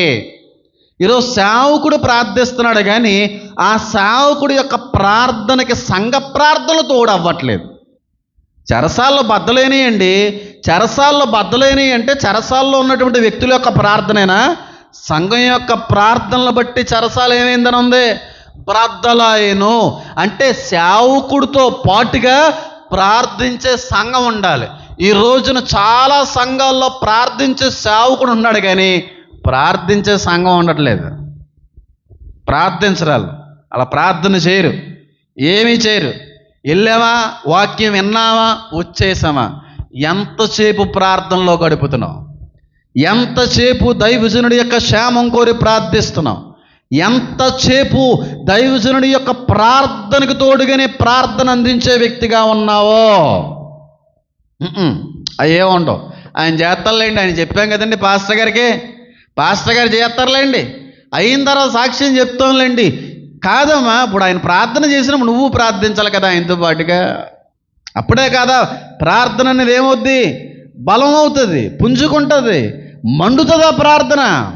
చాలామందిలో ఉన్నటువంటి ఒక దరిద్రమైన బలహీనత, లేనటువంటి ఒక లక్షణం ఏంటంటే, ఏదన్నా సమస్య, ఏదన్నా అవసరత వచ్చినప్పుడు సేవకుల దగ్గరికి వచ్చి, దైవజనుడా, పాస్టర్ గారండి, ఈ విషయాన్ని గురించి కొంచెం ప్రార్థన చేయండి, ఈ సమస్య గురించి ప్రార్థన చేయండి, ఈ విషయంలో కొంచెం మేము ఎదగాలని కోరుకుంటున్నాం, వీటి కొరకు మేము ఆశపడుతున్నాం అని ప్రార్థన చేయమంటావు. చేయమన్నప్పుడు ప్రార్థన చేస్తాడు సేవకుడు. ఆ క్షణంలోనే కాదు, మరి ప్రతి సమయంలో కూడా దేవుడు ఆ ప్రార్థన గుర్తు చేస్తాడు సేవకుడికి, వెంటనే ప్రార్థిస్తూ ఉంటాడు. మరి నువ్వు ఏం చేయాలి? ఇంట్లో కూర్చొని, నేను ఒక సమస్యని చెప్పాను పాస్టర్ గారికి, నా వ్యక్తిగత విషయాన్ని పంచుకున్నాను పాస్టర్ గారితో, మరి ఆయన ప్రార్థనతో పాటుగా నేను చేయాలి కదా. మోసే చెయ్యి నొప్పి వచ్చిందండి, ఆయన చెయ్యిలు నొప్పి రాకుండా ఉండాలని సహకరించారు. మరి వీళ్ళు చెయ్యిలు నొప్పులు రాలేదంటారా? అంటే వీళ్ళు మనుషులు కాదంటారా? వాళ్ళ కాళ్ళు లేవంటారా? తోడవ్వట్లేదు. దైవజనుడి యొక్క ప్రార్థనతో పాటుగా నీ ప్రార్థనలు తోడు కావట్లేదు. అందు నిమిత్తమే చాలా సమస్యలు ఏమవ్వట్లేదు, పరిష్కరించబడట్లేదు. చాలా సమస్యల్లో నుంచి విడుదల అనేటువంటిది కలగట్లేదు అని అంటాను. పాస్టర్ గారు బాగానే చేస్తూ ఉంటారు, అందుకే ఏమైందమ్మా సమస్య, ఏమైంది, ఎలాగుంది, ఇప్పుడు బాగుందా అని అడుగుతుంటారు. పాస్టర్ అడగరా? ఏదన్నా సమస్య వచ్చినప్పుడు తర్వాత వారానికి పాస్టర్ అడుగుతాడు. నిజంగా ప్రార్థించే సేవకుడైతే, ఎలా ఉంది ఇప్పుడు ఆరోగ్యం, ఏమైంది, ఆ ఉద్యోగం ఏమైంది, ఆ పరిస్థితి ఏమైంది అని నిరంతరం అడిగి తెలుసుకుంటా ఉంటాడు. కానీ ఈయన తెలుసుకుంటాడంటే ఇక్కడ చేస్తాడని అర్థం. కానీ నువ్వు మళ్ళీ నువ్వు చేయట్లేదంటే దాని అర్థం ఏంటి చేసుకో. సహకారం ఉండాలి, ప్రార్థనలు తోడు ఉండాలి. సేవకుడు ప్రార్థనతో పాటుగా మన ప్రార్థన కూడా ఇప్పుడు ఏమవుతూ ఉండాలి, జతగా వెళ్తూ ఉండాలి దేవుని దగ్గరికి తోపం వలె. అప్పుడే ఆ ఫలం, ఆ ప్రార్థన బలాన్ని, శక్తిని పుంజుకుంటుందమ్మా. ఉందా ఈ రోజున సేవకుడితో పాటుగా ప్రార్థించగలుగుతున్నావా? ఈ రోజున సేవకుడి యొక్క క్షేమం కోరి సహకరించగలుగుతున్నావా? దైవజనుడు ఉన్నంతకాలమే కదండి. దైవజనుడు మేలుగా ఉంటే, క్షేమంగా ఉంటే మాకు క్షేమమే కదా. ఆయన మీ కృపలో మరింత వర్ధిల్లాలి. సంపూర్ణ ఆరోగ్యంతో కూడా ఆయుష్ని మరింతగా మా సేవకులకు ఇవ్వండి. మీ చేతిలో బలమైన పాత్రలుగా, విల్లులుగా వాడబడ్డ మీ కృప అందించండి నాయన అని కోరేటువంటి సంఘ విశ్వాసులుగా మీరు ఉన్నారా లేదా? ఆలోచించి చేస్తున్నారా? ఎంతమంది చేస్తున్నారమ్మా నా కోసం ప్రార్థన? మీరు చేయకపోతున్నా, నేను ఏదో అయిపోతున్నాను కాదు, కానీ చేస్తున్నారా? కనీసం సేవకుడి కొరకు ప్రార్థించగలుగుతున్నారా? మాట చెప్తున్నాను చూడండి, ఎప్పుడు చెప్తూ ఉంటాను మాట. తోడేలు ఎప్పుడో కూడా గొర్రెల యొక్క కాపరే పక్కకి వెళ్ళిపోవాలని కోరుకుంటుంది. తోడేలైనా, నక్కైనా, పులైనా ఆ గొర్రెలతో పాటు ఉన్నటువంటి నాయకుడు, ఆ కాపర ఉండాలని కోరుకోదు. వీడు ఎక్కడికైనా పక్కకి వెళ్తా బాగుండి అలాగే వేసుకుని ఆ గొర్రెని వేసుకుపోదామని చూస్తుంది. కాబట్టి సాతాను కూడా కాపర లేని గొర్రెలు అయిపోవాలని కోరుకుంటాడు. ఆ గొర్రెలకి కాపర ఉండడం అనేది సేవకుడికి, అపవాదికి ఇష్టం ఉండదు. అందుకే సాతాను యొక్క టార్గెట్ అంతా కూడా ఇప్పుడు ఎవరి మీద ఉంటుందో తెలుసా? సంఘం మీద ఉండదు, సేవకుడి మీద ఉంటుంది. నేను ఎప్పుడు చెప్తూ ఉంటాను, 2 రాజ్యాలు కొట్టుకుంటున్నటువంటి సమయంలో ఆ రాజ్యంలో ఏ రాజు చచ్చిపోయినా ఆ రాజ్యం లొంగిపోవలసిందే. సేవకుడి మీద ఉంటుందమ్మా ఒత్తిడి ఎప్పుడుని. ఎందుకంటే ఇన్ని ఆత్మల కొరకు విజ్ఞాపన చేస్తున్నటువంటి సేవకుడు ఒక్కడే, ఈడే బలహీన పడిపోతే, ఈడే లేకుండా చేస్తే ఇంకా వాళ్ళ కోసం చేసే వాళ్ళు ఎవరు ఉంటారని చెప్పి ఈయన కొడదామని చూస్తుంటాడు అపవాది. ఆయన్ని కొడదామని చూస్తున్నప్పుడు మీరు ఆ వ్యక్తి కోసం ఏం చేయాలి? అది నిజం. ఒక మాట చెప్తున్నాను చూడండి, సర్వ సృష్టిలో ఉన్నటువంటి మానవుల కొరకు క్రీస్తు వారు రక్తాన్ని చిందిస్తే, సంఘం కొరకు తన జీవితాన్ని సాక్రిఫైస్ చేసేది, తన ప్రాణాన్ని పణంగా పెట్టేది, అపవాదితో డైరెక్ట్గా ఎదురాడేది సంఘ కాపరే. ఫేస్ టు ఫేస్ సంఘం కొరకు సాతానుతో యుద్ధాన్ని పెట్టుకునేది సంఘ కాపరే. మీకుండదు ఎఫెక్ట్, కాపరకు ఉంటుంది. సేవకుని కొట్టాలని చూస్తాడు. సేవకుడు ఉన్నని చెప్పే కదండి మనకి ఏదైనాని. సేవకుడు లేకపోతే కాపర లేని గొర్రెలు ఎలాగవుతాయి ఒకసారి రుచి చూడలేదా మీరు? పారాసామ్యులు అనేటువంటి ఒక సేవకుడు మంచం మీద పడిన తర్వాత తెలిసింది ఆయన విలువ. పారాసామ్యులు అనే సేవకుడు మంచం మీద పడిన తర్వాత తెలిసింది ఆ కాపరి విలువ. కాదా? ఎన్ని సంవత్సరాలు ఉన్నారండి వాక్యం లేకుండా? ఎన్ని సంవత్సరాలు ఉన్నారు? సంవత్సరం, 2 సంవత్సరాలు, 3 సంవత్సరాల? ఎన్నో సంవత్సరాలు ఉన్నారు కదా. విలువ తెలిసి వచ్చిందా? ఆ ముందు నుంచి చేయగలిగారా మీరు ఆ ప్రార్థన? సేవకుని లేవనెత్తండి అయ్యా, సేవకుని బలపరచండి అయ్యా, సేవకుడు తిరిగి పూర్ణారోగ్యంతో నింపి మా కొరకు నిలవబెట్టండి అని చేసిన ప్రార్థనలో మంచం మీద పడిన తర్వాత కాదు, మంచం మీద పడక ముందు నుంచి చేసి ఉండుంటే ఇంకనో కూడా బలంగానే ముందుకు వెళ్ళుదనేమో, బలంగా ముందుకెళ్తునేమో. నేను మళ్ళీ చెప్తున్నాను చూడండి, సంఘస్థుల కొరకు, సంఘంలో ఉన్న ప్రతి బిడ్డ కొరకు అపవాదితో డైరెక్ట్గా పోరాడేది ఆ సంఘ సేవకుడే. ఆ సంఘ సేవకుడు. అందరూ ఎలా ఉంటారని నేను అనట్లేదు, అందరు సేవకులు ఎలాగ ఉంటారని నేను అనట్లేదు. కానుకల కొరకు మాత్రమే అన్నట్టుగా ఉండే వ్యక్తులు ఉంటారు, ప్రార్థించే వ్యక్తులు కూడా ఉంటారు. కానీ పేరున ప్రత్యేకంగా భారంతో చేసే సేవకులు చాలా తక్కువ, చాలా తక్కువ. చేస్తున్నామని అంటారు కానీ చేయరు. అదంతా కూడా ఒక డ్రామా, అది నాటకం. అది చేయగలుగుతున్నావా ఈరోజు? మీ సేవ కొరకు నువ్వు ప్రార్థన చేస్తున్నావా? నీ పాస్టర్ గారి కొరకు భారంతో ప్రార్థిస్తున్నావా? నీ బిడ్డల కొరకు ప్రార్థించినట్లుగా, నీ కుటుంబం యొక్క క్షేమం కొరకు ప్రార్థించినట్లుగా, నీ ఆరోగ్య పరిస్థితులు మెరుగుపడాలి అనేటువంటి ఆలోచనతో ప్రార్థించినట్లుగా, నీ దైవజనుడి యొక్క క్షేమం కొరకు, నీ సేవకుడి యొక్క అభివృద్ధి కొరకు, నీ సేవకుడి యొక్క మేలు కొరకు ప్రార్థించగలిగేటువంటి సేవకుడిగా, విశ్వాసిగా నువ్వు ఉన్నావా లేదా? ఊరు సేవకుడికి ఏం చేశాడు? సహకరించాడు. ఆయన చేసేటువంటి ప్రయత్నంలో ఈయన చేయి కూడా ఉంచాడు. వాళ్ళు చేస్తున్నటువంటి భారభరితమైనటువంటి ప్రయాసలో వీరు కూడా ప్రయాసపడ్డారు. అంతేకాని సేవకుడు ఒక్కడే ప్రయాసపడాలి, సేవకుడు ఒక్కడే భారం ఎత్తుకుని వెళ్ళిపోవాలి అని అనుకోలేదు. వీళ్ళు ఆయనతో పాటుగా వీళ్ళ యొక్క సహకారం అనేది కూడా ఉన్నదే. నేను మళ్ళీ చెప్తున్నాను చూడండి, ఇదే హైప్ చేసుకోవడానికో, సేవకుల్ని ఏదో పెద్ద అంగరంగ వైభవంగా ఎత్తిపెట్టేయడానికో నేను అనట్లేదు.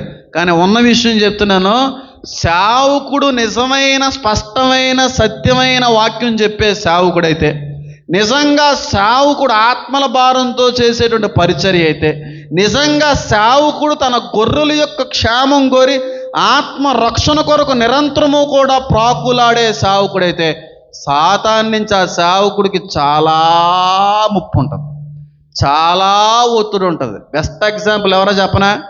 ఈయనే. మా అమ్మమ్మ గారు అంటే నా చెవులతో నేను ఉన్నాను. ఈ రోజున ఇద్దరు పిల్లల జీవితం ఇలాగ అయిపోవడానికి కారణం ఏంటో తెలుసా పాస్టర్ గారు? మీరు చేసిన భక్తే.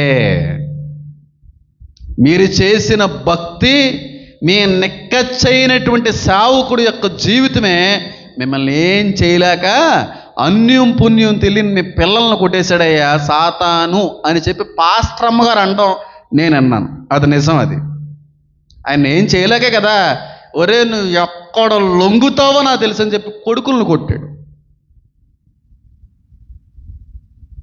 ఆత్మీయంగా ఎదుగుతే, ఆత్మనేత్రాలు తెరవబడితే నేను చెప్పక్కర్లేదు, మీకు అర్థమవుతాయి. తెరవబడక ఒకళ్ళు చెప్పవలసి వచ్చిన పరిస్థితి వచ్చింది. మా అమ్మమ్మ గారు అన్నారు. ఆ మాట నాకు ఆ రోజు అర్థం కాలేదు. ఇలాగన్నది ఏంటో నేను అనుకున్నాను. కానీ దేవుల్లో ఎదిగిన తర్వాత, సేవకుడి యొక్క పాత్రను నా భుజం మీద ఎత్తుకున్న తర్వాత ఆ మాట నిజం అని చెప్పి తెలుసుకున్నాను. మా తాతని ఏం చేయలేక, ఆయన నిక్కచ్చైన నిస్వార్థమైన యథార్థవంతమైనటువంటి పరిచర్ని వాడు ఏమీ చేయలేక, నువ్వు ఎక్కడో దొరకట్లేదు కాబట్టి కొట్టి వాళ్ళనే కొట్టాలరా అని కొట్టాడు. మా అమ్మమ్మ గారు అన్న మాట నిజానికి అక్షరాల నిజమే. నువ్వు చేసిన భక్తి నీ బిడ్డల్ని పాడు చేసింది, నీ బిడ్డల మీద చూపించింది అపవాది యొక్క ఉగ్రత అంతా కూడా. తాతయ్య గారు చేసేవారు, పెద్ద మామయ్య కోసం ప్రార్థన చేసేవారు. కానీ మామయ్య కూడా ఏదో చేసినట్టుగా చేసాడేమో, ఏమో దాని గురించి మాట్లాడడం కూడా మనకు వ్యర్థమే. నిజమమ్మా, ఈరోజు సేవకుడు ఏదన్నా చెప్తున్నాడు అనుకోండి, విలన్ అయిపోతున్నారు చాలామంది జీవితాలకి. నాకేమొస్తుంది గాడిద గుడ్డు, ఏమో వస్తుందరే, నాకేమన్నా వస్తుందా? మిమ్మల్ని అంటే నాకు నష్టమా, లేకపోతే నాకేమన్నా ఉపయోగమా? మిమ్మల్ని హెచ్చరింతున్నాను అనుకో, మీ మనసులో గాయపడతాయా? మీరు నన్ను తిట్టుకోవాలి అని ఎవడన్నా అనుకుంటాడా? మీ దగ్గర మెప్పు పొందుకోవాలి, మీ దగ్గర నేను ఆకర్షించబడాలి, మా సేవకుడు గొప్పోడు అని అనిపించుకోవాలని అనుకోవాలా ఏ సేవకుడు? నేను అనుకోను. ఉన్నది ఉన్నట్టుగానే మాట్లాడతాం. కాదా, ఉద్యోగాలు వస్తే సేవకుడికి బెనిఫిట్టేనా? ఉద్యోగం వస్తే శాలరీ వస్తే సేవకుడికి బెనిఫిట్టేనా? ఏదో దేవుడి పేరట రావడం అవి ఇవ్వడం జరుగుతాయి. కానీ ఇక్కడ సేవకుడు అదేట్రా వద్దురా అని ఎందుకు అంటున్నాడు? ఉద్యోగం కాదు, నీ ఆత్మ రక్షణకు ప్రాముఖ్యం ఇస్తున్నాడు సేవకుడు. మీరు డెవలప్ అవ్వకూడదని కాదు దేవుడి ఉద్దేశం. ఆ డెవలప్ అయ్యేటువంటి క్రమం సాతాను వాడుకుంటున్నాడు అనేది దేవుడి ఉద్దేశం. దేవుడు డెవలప్ చేసేది వేరేగా ఉంటుంది, దేవుడు ఇవ్వాలనుకున్నది వేరేగా ఉంటుంది. కాదా, ఉద్యోగం చేసి 30,000 రూపాయల శాలరీ తెచ్చుకోవడం గొప్పతనమా? 10 లక్షల రూపాయల జీతగాడు భర్త అవ్వడం గొప్పతనమా? ఏది దేవుడి ఆశీర్వాదం? ఏది దేవుడి ఆశీర్వాదం? ఏది విలువగా నీకు ఎంచుతో? పిచ్చి దరిద్రులు ఉన్నారు ఇక్కడ. పోయినాయి. అందుకే ఏంటి మీకు అలాంటి భర్త రావడం అనేది మీకు ఆశీర్వాదమే కాదా ప్రీతి గారు? చాలా ఉన్నతమైనటువంటి వర్గానికి సంబంధించిన వ్యక్తి ఆవిడ. అంతకు మించినటువంటి ఉన్నతమైన ఉద్యోగస్తుని తెచ్చిపెట్టాడు దేవుడు ఆవిడికి. అది దేవుడి ప్రణాళిక, అది దేవుడు ఆలోచన రా పిచ్చోళ్ళరా. ఉద్యోగం చేయాలి, జీతం తెచ్చుకోవాలి, సంపాదించాలి. ఆడవాళ్ళ గురించి మాట్లాడుతున్నాను. నువ్వు 30,000 సంపాదిస్తా, గట్టిగా 50,000 సంపాది, అది కూడా ఒక 5 సంవత్సరాలే. 5 సంవత్సరాల తర్వాత ఉద్యోగం ఏముండదు కదా. ఆర్టిఫిషియల్ ఇంటెలిజెన్స్ వచ్చి పడిపోయింది కదా. 10వ సంవత్సరంగా అయ్యే ఉండవు, ఇంకా చదువులే ఉండవు అనుకోండి, స్కూల్లే ఉండవు అనుకోండి, డైరెక్ట్గా ఇంకా ఏ టెక్నాలజీ టీచింగ్లు అన్నీ మారిపోతాయి. 30,000 రూపాయల జీతం కోసం దేవుని కాదన్నాం, 30,000 రూపాయల జీవితం కోసం, చదువుల కోసం పాపం చేసావు. కానీ దేవుడు 1,00,000 రూపాయల జీతం చేసేటువంటి భర్తను నీకు ఇస్తున్నాడు. ఏది ఇందులో ఆశీర్వాదం? ఇందులో ఈ రెండాట్లు ఏది గొప్ప విషయం? ఏది మనకి విలువగా ఎంచాలి, ఏది గొప్పగా మనం ఎంచాలి? సిగ్గు లేక, బుర్ర లేక పిచ్చో యాసాలు. సేవకుడికి ఏమవుతుంది? పాపం మిగిలిందంతే. పరిశుద్ధమైనటువంటి దాని మీద చేతులు పడ్డాయి. తీర్పులో నిలబడతావా? ఖచ్చితంగా నిలబడతావు. వాగ్దానాలు కోల్పోయావా? ఖచ్చితంగా కోల్పోయావు. దేవుడు వద్దు అన్న పని చేయడం వల్ల నువ్వు పాపాత్ముడు అయిపోతావు. ఆజ్ఞతిక్రమనే. వద్దు అనేది ఆజ్ఞ, కుదరదు అనేదే ఆజ్ఞ, మంచిది కాదు అనేదే ఆజ్ఞ. ఆ అతిక్రమనే పాపం అవుతుంది. సేవకుడు ఎప్పుడూ కూడా విశ్వాసుల యొక్క క్షేమం కోరతాడండి. అంటే లోక సంబంధమైన క్షేమం కంటే కూడా ఆత్మ సంబంధమైన క్షేమాన్ని కోరేవాడు సేవకుడు. తిట్టుకుని, అనుకుంటే అట్టుకొని, సినిమా పాటలు వద్దని చెప్పి వాక్యం చెప్పడం వల్ల మీరు మనసు గాయపడదని తెలిసి నాకు. సినిమాలు చూడకూడదనే మాట మీ మనసుకి ఇబ్బంది కలిగిస్తుందని తెలిసి నాకు. ఆడపిల్లల గురించి, వస్త్రధారణ గురించి చెప్తున్నప్పుడు అలా మాట కరెక్టే, కానీ మీరు ఏమనుకున్నా పర్లేదు, మీ ఆత్మ నాకు మెయిన్. ఎందుకంటే మీ ఆత్మల కొరకు లెక్క చెప్పవలసిన అవసరత దేవుడు సేవకుడికి ఇచ్చాడు. 2 రకాల సేవకులు ఉంటారు. లోకంలో బాగా ఎదగాలన్న సంఘస్థులు, లోకంలో మంచి స్థానంలో ఉండాలన్న సంఘబిడ్డలు, రోజు రోజుకి బాగా దీవించబడాలి నా సంఘబిడ్డలు అని కోరుకుని వాళ్ళ నుంచి వచ్చేట లాభం కొరకు ఎదురు చూసే సేవకులు ఉంటారు. లోకం అవసరం లేదు. ఆత్మలో దీవించబడాలి, ఆత్మలో ఆశీర్వదించబడాలి, ఆత్మలో పరిపక్వత ముందుకోవాలనే సేవకులు కొంతమందే ఉంటారు.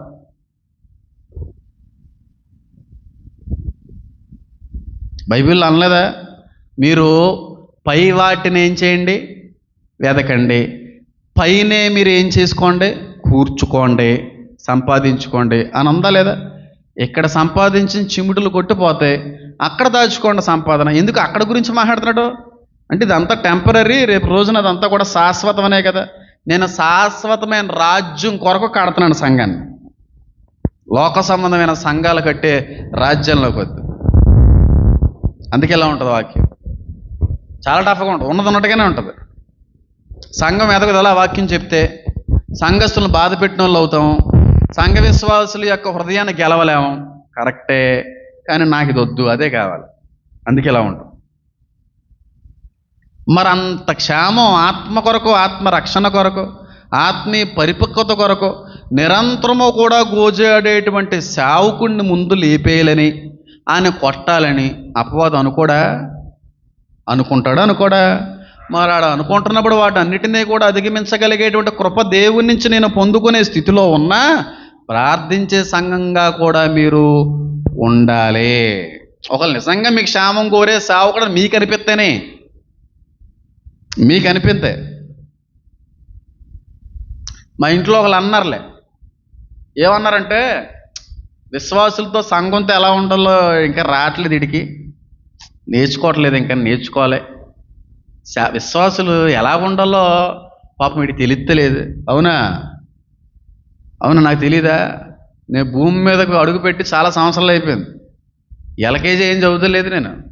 10వ తరగతి అంతకంటే కాదు, 10వ తరగతి అంతకంటే కాదు. నాకు చెప్పే వాళ్ళు కూడా ఉన్నారు నా ఇంట్లో. ఎలా ఉండాలి విశ్వాసులతో? బుజ్జిగిస్తా మాట్లాడాలా. దురద చెవులు కలిగిన వారు కలరని ఉంది బైబిల్లో. దురద చెవులు వద్దు నాకు. దురద చెవులను ఎందుకని అనుకున్నా, అదో పెద్ద కథలే, ఇప్పుడు వద్దులే. బైబిల్ స్టడీలోకి వెళ్ళినట్టు వెళ్తాం. అసలు ఎందుకు అవసరం లేదు. బైబిల్ స్టడీ కాదు కదా మనం చేసేది, బైబిల్ ట్రైనింగ్ కాదు కదా నేను ఇచ్చేది. అందుకే ఈ ఎపిసోడ్ కూడా అయిపోతున్నాయి. వచ్చి నెల నుంచి నార్మల్ వచ్చిన నెల ఇవన్నీ కూడా బైబిల్ కాలేజీలో చెప్పే విధంగా మీకు అంత అవసరం లేదు. సంఘం క్షేమం కోరే సేవకుడు వరకు మీరు ఏం చేయాలి?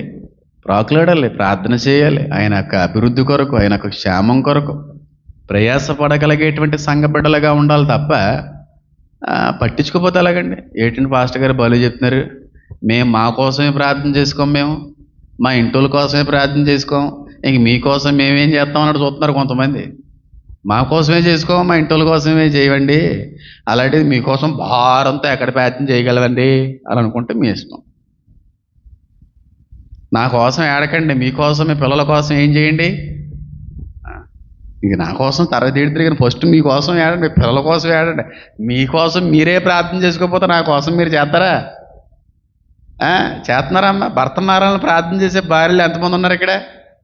భారంతో వారంలో ఒక రోజును ప్రతిష్ఠించుకొని కన్నీటిని విడుస్తూ భర్త యొక్క క్షేమం కొరకు ప్రార్థించేటువంటి భార్యలు ఉన్నారా? పిల్లలు మంచి జీవితంలో నిలబడాలి, కట్టబడాలని చెప్పి వారంలో ఒక్క రోజైనా పిల్లల కొరకు ప్రతిష్ఠించుకుని ప్రార్థించే తల్లిదండ్రులు ఉన్నారా? మీ పిల్లల కోసం, మీకోసం, మీ కుటుంబం కోసమే నువ్వు భారంతో ప్రార్థన చేయలేని దానివి నా కోసం చేస్తావా? నా పిచ్చితనం కాకపోతేనే, నేను అమాయకుని కాకపోతేనే. నా కోసం చేసేవాళ్ళు ఉన్నారులే సంఘంలో, కొంతమంది భారంతో చేసేవాళ్ళు ఉన్నారు. వాళ్ళకి ప్రార్థనలు ఈరోజు నన్ను నిలబెట్టే. కానీ కొంతమందికి అసలు సేవకుడి కోసం ప్రార్థన చేయాలనే ఆలోచన కూడా ఉండదు. మోషే ప్రార్థిస్తున్నాడు అక్కడ. మోషే ప్రార్థిస్తుండగా హూరా ప్రార్థనకి ఏమై ఉన్నాడు? తోడే ఉన్నాడు, సహకరించాడు ఆ ప్రార్థనకి. ప్రార్థనలో కూడా తోడున్నది ఉండాలి, ప్రార్థనలో కూడా క్షేమం అనేటువంటిది కోరాలి సేవకుడి కొరకు. ఈ రెండు విషయాలు ఖచ్చితంగా మనం నేర్చుకోవాల్సిన అవసరత. మొట్టమొదటిగా సేవకుడు ప్రార్థన మాత్రమే కాదు, మన ప్రార్థనలు కూడా సేవకుడి యొక్క ప్రార్థనకు తోడైనప్పుడే సమస్య ఏమవుతుంది? పరిష్కరించబడుతుంది. రెండవదిగా మన కోసం, మన క్షేమం కొరకు ప్రాకులాడేటువంటి, ప్రయాసపడేటువంటి సేవకుడు కొరకు కూడా ప్రార్థించేటువంటి సంఘంగా మనం ఉండాలి. ఆయన భారాన్ని ఎత్తుకునేటువంటి, ఆయన యొక్క ప్రయాసని అర్థం చేసుకుని మనం కూడా ప్రయాసపడేటువంటి సంఘబిడ్డలుగా ఉండాలి.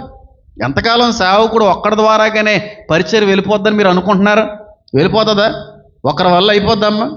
అవుతుందంటారా? ఏమండి, సరిగ్గా ఒకరిని గుద్దేలండి పిడుకులతోని. ఈ బొట్టనేలకి బలం రావాలంటే ఏం జరగాలి? మొదటగా ఈ బొట్టనేలు ముయ్యకుండా పిడికలు అవదు. అవుతుంది? ఈ పిడిక అవుద్దా? ఈ బొట్టనేలు బెండి చేయకుండా పిడిక అనేది అవదు. అవుతుంది? ఎలా పిడిక అవుద్దా? ఇప్పుడు ఇది పెట్టి కొడేసాను అనుకోండి, గుద్దేసాను అనుకోండి, అవట్లో దెబ్బ తగులుతుందా లేదా? దెబ్బ గట్టిగా తగలాలంటే ఈ బొట్టనేలు యొక్క బేస్ ఉండాలి, ఈ బొట్టనేలు యొక్క సపోర్ట్ ఉండాలి. ఈ బొట్టనేలు లేకుండా కొట్టునుంటే ఏళ్ళు ఇరిగిపోతున్నాయి. ఇక్కడ అన్ని దెబ్బలే ఉంటాయి, మీరు చూడండి. ఏళ్ళు ఇరిగిపోతాయి. ఎప్పుడైతే బెండ్ అయిపోతాయో ఏళ్ళు నలిగిపోతాయి.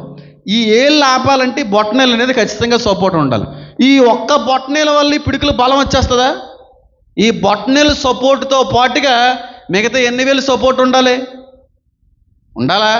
సేవకుడు ఒక్కడి వల్ల పరిచయం ముందుకు వెళ్ళిపోతుంటే జరగదు.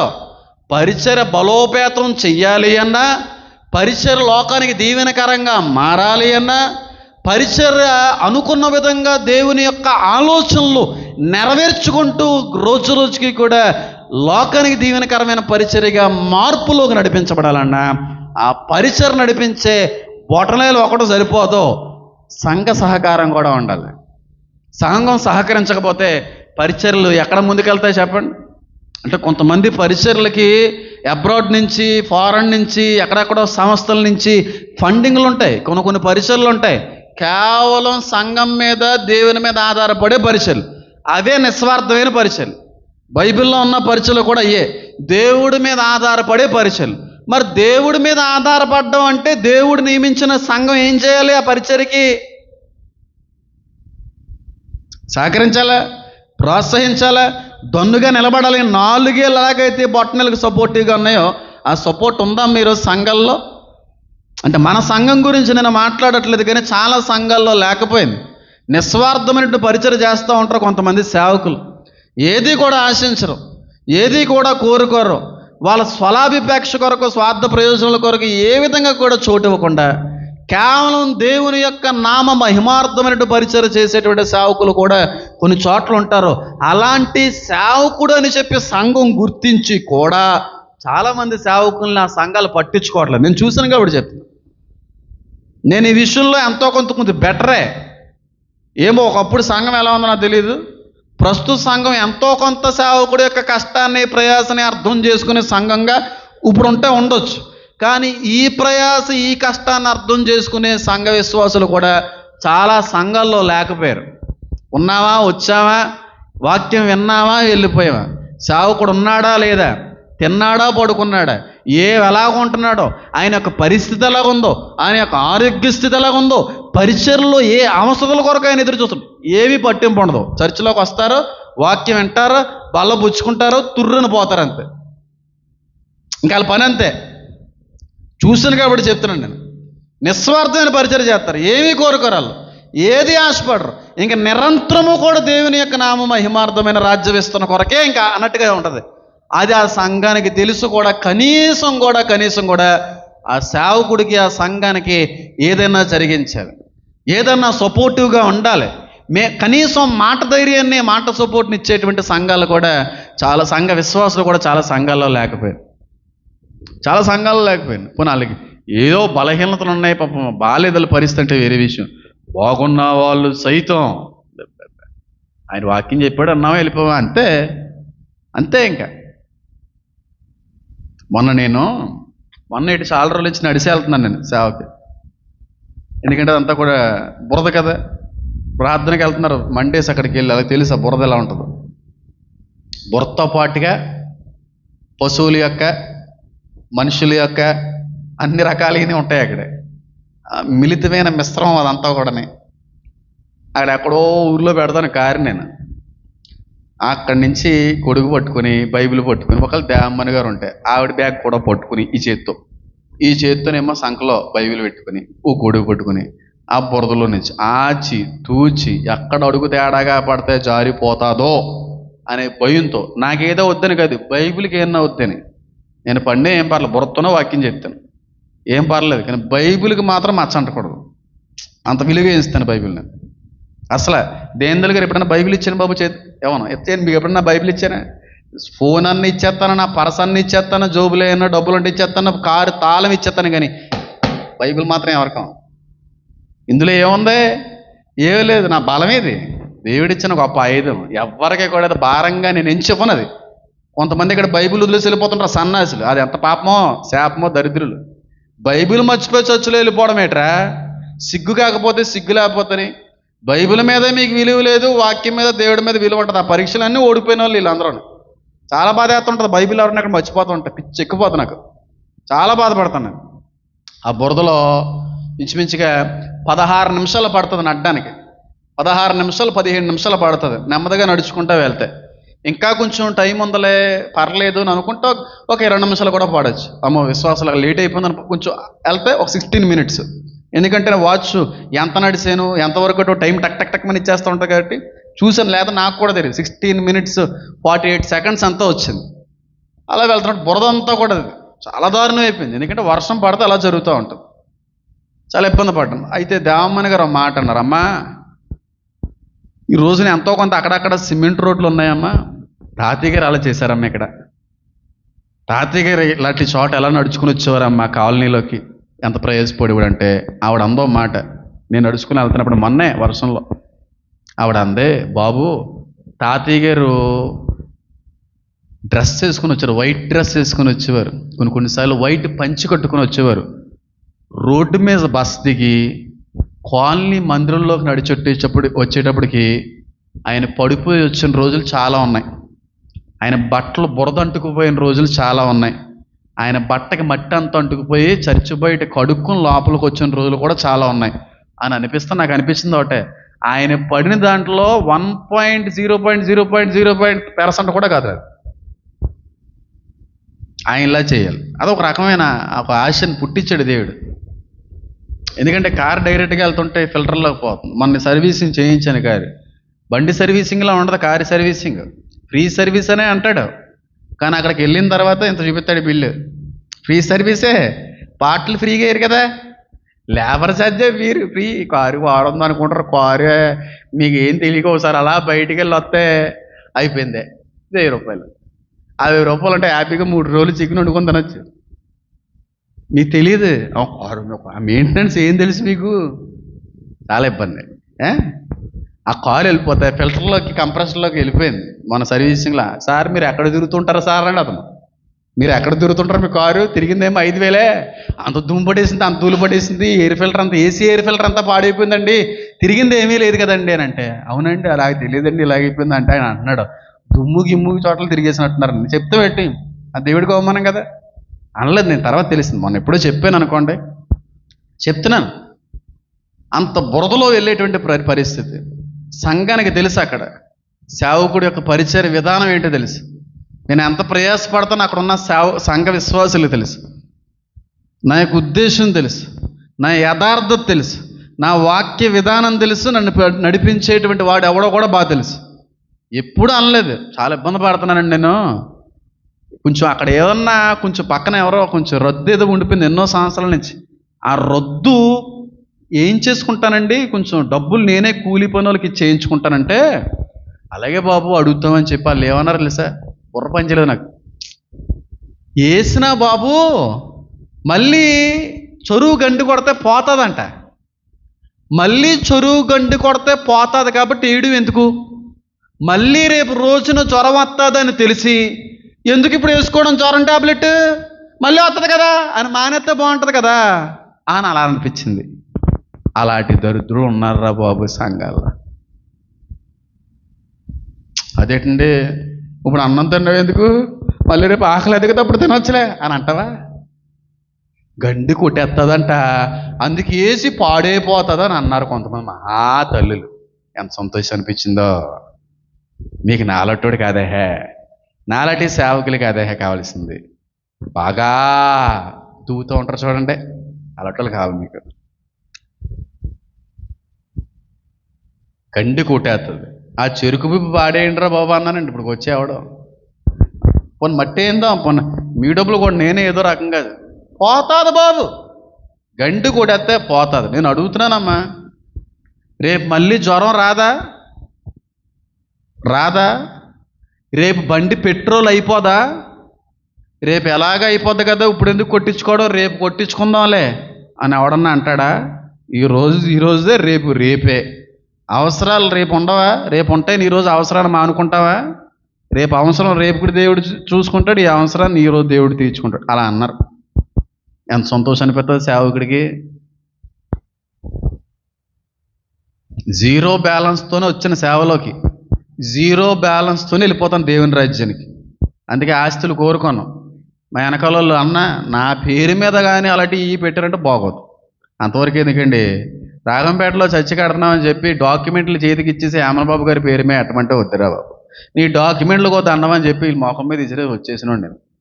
ఇలాంటి సేవకుడిని తెలిసి కూడా గండి కొట్టేస్తే వెళ్ళిపోతానంట. ఇంకా అలా ఉంచేద్దామండి. వర్షాకాలం అంతా కూడా ఆమలబాబు గారు పడినా ఏం చేసినా ఆ తాతలాగే చేయాలి. చేస్తాను, తప్పేముంది? అది విషయం ఏంటి నాకు అదేమన్నా. నేను ఇక్కడ ఉండడం తెలుసు, నాకు ఇక్కడ ఉండడం కూడా బాగా నేర్చుకున్న వ్యక్తిని నేను. పౌల్లాగా దేవుడు బాగా నేర్పిస్తాడు. బాగునే సిల్వర్ స్పూనే.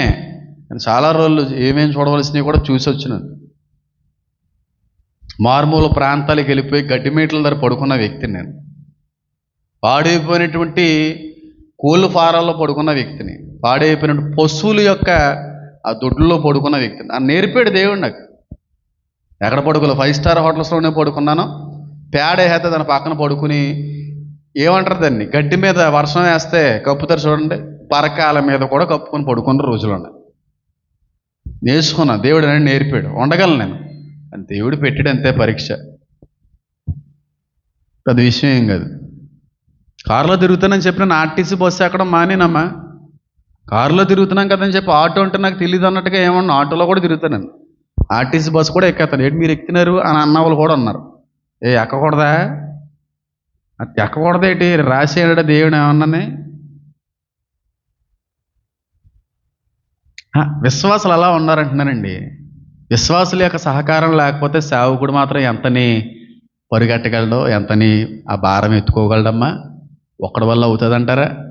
ఒక్కడి వల్ల సేవ జరిగిపోవడం అనేటువంటిది సంభవం అంటారా? అసలు అది పౌలు అనలేదా, అమ్మా నేను పలానా రోజు వస్తున్నాను, సేవను ఒక్కడి వల్ల అంటే కుదరదు, నా ఒక్కడి వల్ల అంటే జరగదు, మీ ప్రయాసం, మీ సహకారం, మీ ప్రోత్సాహం ఉండాలి. నేను వచ్చు సమయానికి మీ పరిచర్య కొరకు మీరు సిద్ధపరిచిన దాన్ని జాగ్రత్తగా ప్రక్కన పెట్ట అని అనలేదు. ఆ పౌలు అనలేదు. అంటే పౌలుకి దేవుడు కృప లేదా? పౌలుకి దేవుడు యొక్క సహాయం లేదా? పౌలుకి దేవుడు ఒకడు ఉంటే సరిపోదా? మరి సంఘంతో పని ఏంటి పౌలుకి?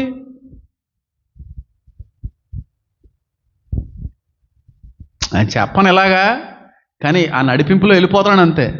నేను ఏం చెప్పాలనుకున్నది ఎక్కడ రాసుకురావడం ఏమో చూసారా? బైబిల్ కూడా చూడండి, నాకు బైబిల్ కూడా అవసరం లేదు.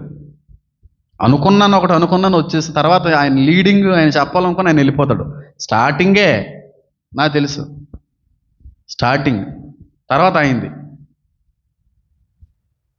ఎక్కడుంది ఈరోజు సంఘానికి సహకారం, సేవకులి సహకారం, నిస్వార్థమైనటువంటి పరిచర్యలకి సహకారం సంఘం నుంచి ఉందండి? ఎక్కడో హైదరాబాద్లో సేవ చేస్తారండి, ఇక్కడి నుంచి వేస్తుందండి డబ్బులడికి, ఇక్కడి నుంచి అక్కడికే ఆ పెద్ద పాస్టర్ గారికి, హైదరాబాద్ పాస్టర్ గారికి స్పాన్సరింగ్.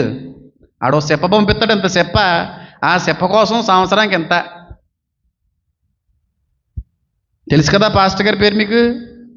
హైదరాబాద్లో పెద్ద ఆయన, ఎంత ఉంటాడు, ఎంతలా పెద్ద అంటే మరి అంతే కదా, మరి పెద్ద పాస్టర్ గారండి.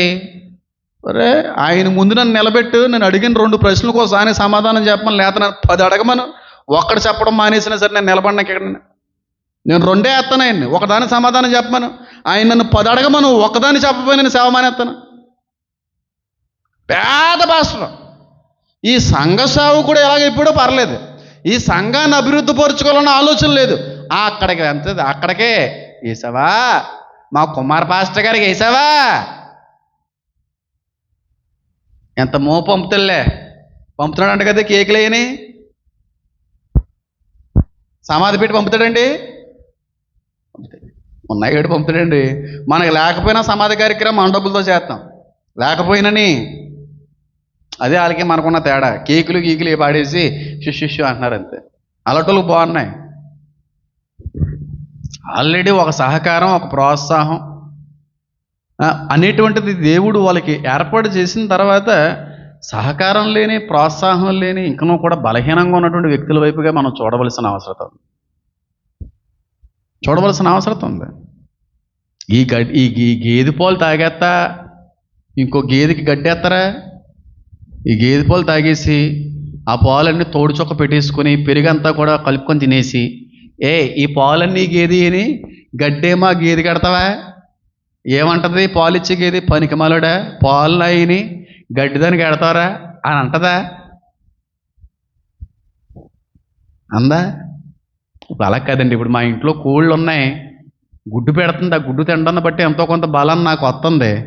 ఇప్పుడు వాటికి తెచ్చే మేత మీకెందుకు మేత, గిడ్డ మేసేయండి, ఆ పక్క దొడ్లో ఉన్న కోళ్ళకి వేస్తానంటే కోళ్ళు ఏమంటాయి, నా జుట్టు పీకేవో మీదకి వచ్చి, మరే నీ గుడ్డేమో నేను ఆడుతున్నానా? అంత బాధపడి అంత నొప్పి భరించి నేను గుడ్డి ఆడుతుంటే ఆ పక్క దొడ్లో మేత వేస్తున్నారా నువ్వు? నేను ఉండనురా బాబు అని చెప్పి పక్క దొడ్లో పోతా, పీకేవో జుట్టు అట్టుకొని గూడు కూడా ఎడతాయి. అలా ఉన్నాయి. సంఘానికి సహకరించే సేవకుడు సహకరించే సంఘం కూడా ఉండాలి. ఆ భారాన్ని ఎత్తుకోవాలి, ఆ ప్రయాసను గుర్తించాలి. అంతకాలం సేవకుడు మాత్రమే ఒక్కడో జరిగిస్తాడు. ఒక్కడే ఎంతకాలం మాత్రం వెళ్తాడో? మనం మన పరిస్థితులను చక్కదిద్దుకోవట్లేదా? మన కుటుంబ అవసరాలను తీర్చుకోవట్లేదా? మనకి ఏదన్నా వచ్చిన తర్వాత ఎందుకులే అన్నట్టుగా వదిలేసుకుంటున్నావా? ఈరోజున సేవకుడు ఎలాగున్నాడు? ఆయన పోషణ ఏమి?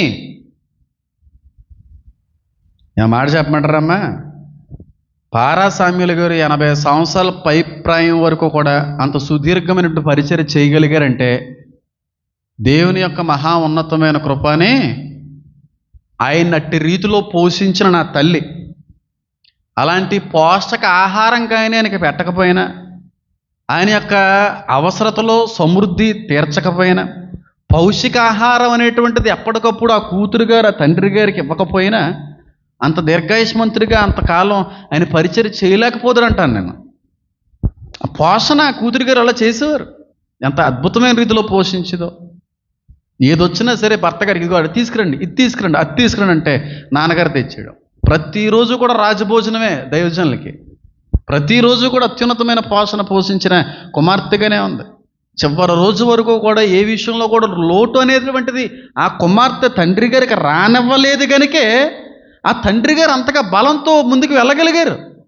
ఈరోజు నేను సేవ చేస్తున్నాను, ఇలా పోషణలో నేను ఇలాగ వెళ్తున్నానంటే మా తల్లిగారు ఇప్పటికీ అదే పాత్ర పోషిస్తుంది నా పట్ల. అంత అంత చక్కటి పోషకాహారం, శ్రేష్టమైనటువంటి భోజనాన్ని సిద్ధపరిచి టైం టు టైం నన్ను అదిగో రికార్డింగ్లో ఉంటాడు, లేకపోతే ప్రార్థనలో ఉండిపోతాడు, అదిగో ఇదిగో టైంకి వెళ్ళిపోవాలి అని చెప్పి ఆవిడకు బాగున్నా బాగోకపోయినప్పటికీ కూడా ఆ పోషణ విషయంలో ఆ శ్రద్ధ తల్లిగారికి నా పట్ల ఉంది కాబట్టే కదా ఈరోజు వరకు ఎలా ఉన్నాను. లేకపోతే ఉండగలమా? మా తల్లి నన్ను పట్టించుకోకపోతే, ప్రసన్న గారు నన్ను పట్టించుకోకపోయిందంటే దేవుడు దేవుడు అంటానే ఉంటాడు. ఇంకా అత్త మాటలు, కుటుంబం అవసరం లేదు, ఇంకా పెద్ద కుటుంబ పరిస్థితులు అవసరం లేదు, ఇంకా దేవుడు పరిచర్య ఇంక ఇదేనా అన్నట్టుగా వాళ్ళు వదిలేసి నువ్వు ఎలా ఉండాలనుకోండి అలా ఉండు, మేము ఉండాలనుకోండి మేము ఉన్నట్టుగా ఉంటానంటే ఈరోజు ఎలా ఉండకపోతే నేను. మా తాతయ్య గారి కొరకు ఎంతకైతే ప్రయాసపడిందో నా తల్లి, నా కొరకు అలా ప్రయాసపడుతుంది. ఆయన ఎలాగైతే పోషించగలిగిందో చివరి వరకు కూడా ఎంత నాణ్యమైనటువంటి శ్రేష్టమైన పోషక ఆహారాన్ని ఆయన కొరకు సిద్ధపరిచి అంత నూతనమైన ఆరోగ్యంలో ఎప్పటికప్పుడు ఆవిడ బలపరుస్తూ ఉండేదో, ఈరోజు నా విషయంలో కూడా మా తల్లి గారు ఆ విధంగానే కొనసాగుతున్నారు. పోషణ ఆ విషయంలో చాలామందికి శ్రద్ధ ఉండదు, అసలు పట్టించుకోరు. కొంతమంది అయితే సేవకుడు గురించి అంటే ఏదో నాకేమీ ఇంత పెద్ద ఖర్జూరపు ఆ అడ్డలు తెచ్చేయండి, అట్టిపూల కేలాలు తెచ్చేయండి ఏమంటారా బాబు, అది చేయండి బాబు, మీరు ఏం తేవద్దు నా కోసం, నాకు ఏమి తేవద్దమ్మాయి, మీరే తింటారు నాకు తెస్తారా, నాకేవద్దు, మీరు తినండి శుభ్రంగా, మీరు మీ పిల్లలు బాగా తిని పొట్టలు పెంచండి, నా పొట్ట బాగానే ఉంది, నా పొట్ట పెరగకూడదు. పట్టించుకోరు. ఏ తిన్నాడంటే ఉన్నాడు, ఏ ఉండదు. ఎండిపోయిన ఎటుది కుళ్ళిపోయిన మామిడికాయలు పంపించేవాళ్ళు ఒకలో, చిలక కొట్టేసిన ఏమంటారు దాన్ని జాంకాయ పంపించేవాళ్ళు ఒకలో, ముదిరిపోయిన బెండకాయ పంపించేవాళ్ళు ఒకలో. అంటే ఇక్కడ పంపిస్తున్నారు అంటలేదు, అలా పంపిస్తారు అంటున్నాను. ఇక్కడ అలా చిలకలు కొట్టిన వాళ్ళు పంపిస్తారు, నేను ఎలా ఉంటానా? వాళ్ళని చిలక కొట్టేసినట్టు కొట్టాను,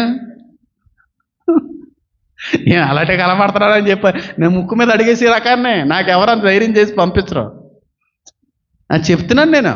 అలాంటి వాళ్ళు ఉంటారా బాబు?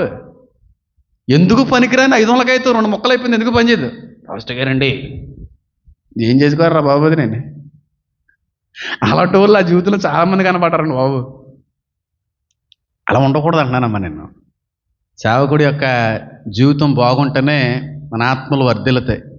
ఆడికి క్షేమంగా ఆ సేవకుడు ఉంటేనే మనం క్షేమంగా ఉంటాం. మన సేవకుడు ఒక రోజున బలహీనుడే మంచం మీద పడిపోతే ఆ పరిస్థితి ఎలా ఉంటుందో బాగా రుచి చూసిన సంఘస్థులు మనం. సేవకుడి పట్ల ప్రత్యేకమైన బాధ్యత కలిగి ఉండాలి. సంఘానికి ప్రత్యేకమైన భారం మనం ఎత్తుకునేటువంటి వ్యక్తులుగా ఉండాలి. ఏ ఏ అవసరాలు ఉన్నాయో మాట్లాడుకొని, ఇదిగో ఆయన మాత్రం ఎంత వెళ్తాడండి, మనం ఇచ్చే అంతంత ఉన్నాయండి, 8,000 రూపాయలు కరెంటు బిల్లు కడుతున్నాడండి, మిగతా అన్నీ కూడా ఆయన ఒక్కల మీద చేయాలంటే అది కూడా మనకి ఎంతవరకు కరెక్ట్? అవి ఎవరో చెప్తే కదండి మనకు ఉండాలండి, అవి మనకు అనిపించాలమ్మా అయ్యన్ని. అంతేగాని ఏ భారం పంచుకోకుండా, ఏ బాధ్యత మనకు అవసరం లేదనకుండా వచ్చామా వెళ్ళిపోయామా అన్నట్టుగానే ఉంటే ఎలాగది? 2.5 గంటలో ఎందుకు పని చేయనటువంటి సినిమా థియేటర్కి వెళ్తేనే 300 రూపాయలు ఖర్చు పెడుతున్నారు కదండి. 200 రూపాయల స్నాక్స్లు అంటున్నారండి, అయ్యి అంటున్నారు, ఇవి అంటున్నారు. దానివల్ల ఉపయోగం ఏముందో చెప్పండి? మీ ఆత్మలు రక్షించి, మీ ఆత్మలు బలపరిచి, మీ ఆత్మలు దేవుని కొరకు కడతనటువంటి దేవుని పరిచయ విషయంలో మనం అలా ఉండగలుగుతున్నావా? ఒకసారి ఆలోచన చేయండి. అది ఇప్పుడు రీసెంట్గా ఏదో అవసరం వచ్చింది, వీరవేణి గారు చూసి వెంటనే టక్ టక్ మని సంఘాన్ని తెలియజేసి, ఇప్పుడు లేదంటే ఆ రికార్డింగ్స్లో ఎన్ని ఇబ్బంది పడ్డం మాకు తెలుసు. ఎత్తుకోవాలా, భారాన్ని ఎత్తుకోవాలా, బాధ్యత మనది అన్నట్టుగా మనం వెళ్ళాలి. అంతేగాని చూసి చూన్నట్టుగా వెళ్ళిపోతే కొన్నిసార్లు ఆ పరిచర్య ముందుకు వెళ్ళకపోవచ్చేమో.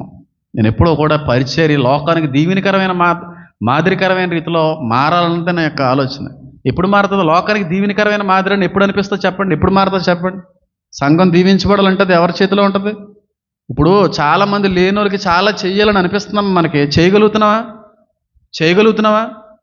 చాలామంది బట్టలు లేని వాళ్ళకి బట్టలు పెట్టాలనేటువంటి తృష్ణ ఉంది, పెట్టగలుగుతున్నావా? చాలామంది అనాథులకి ఆశ్రయాన్ని కల్పించాలనేటువంటి ఆశ బలంగానే ఉంది. దీనిపైన ఖచ్చితంగా కొంతమందినైనా సరే ఆ ఆశ్రయం ఇచ్చేటువంటి స్థితిలో ఉండాలనే ఆశ ఉంది. కానీ ఆ చేయగలిగే రీతిలో మనం లేవు. ఆ రీతిలో మనం వెళ్ళాలంటే ముందు పరిచర్య దీవించబడాలి.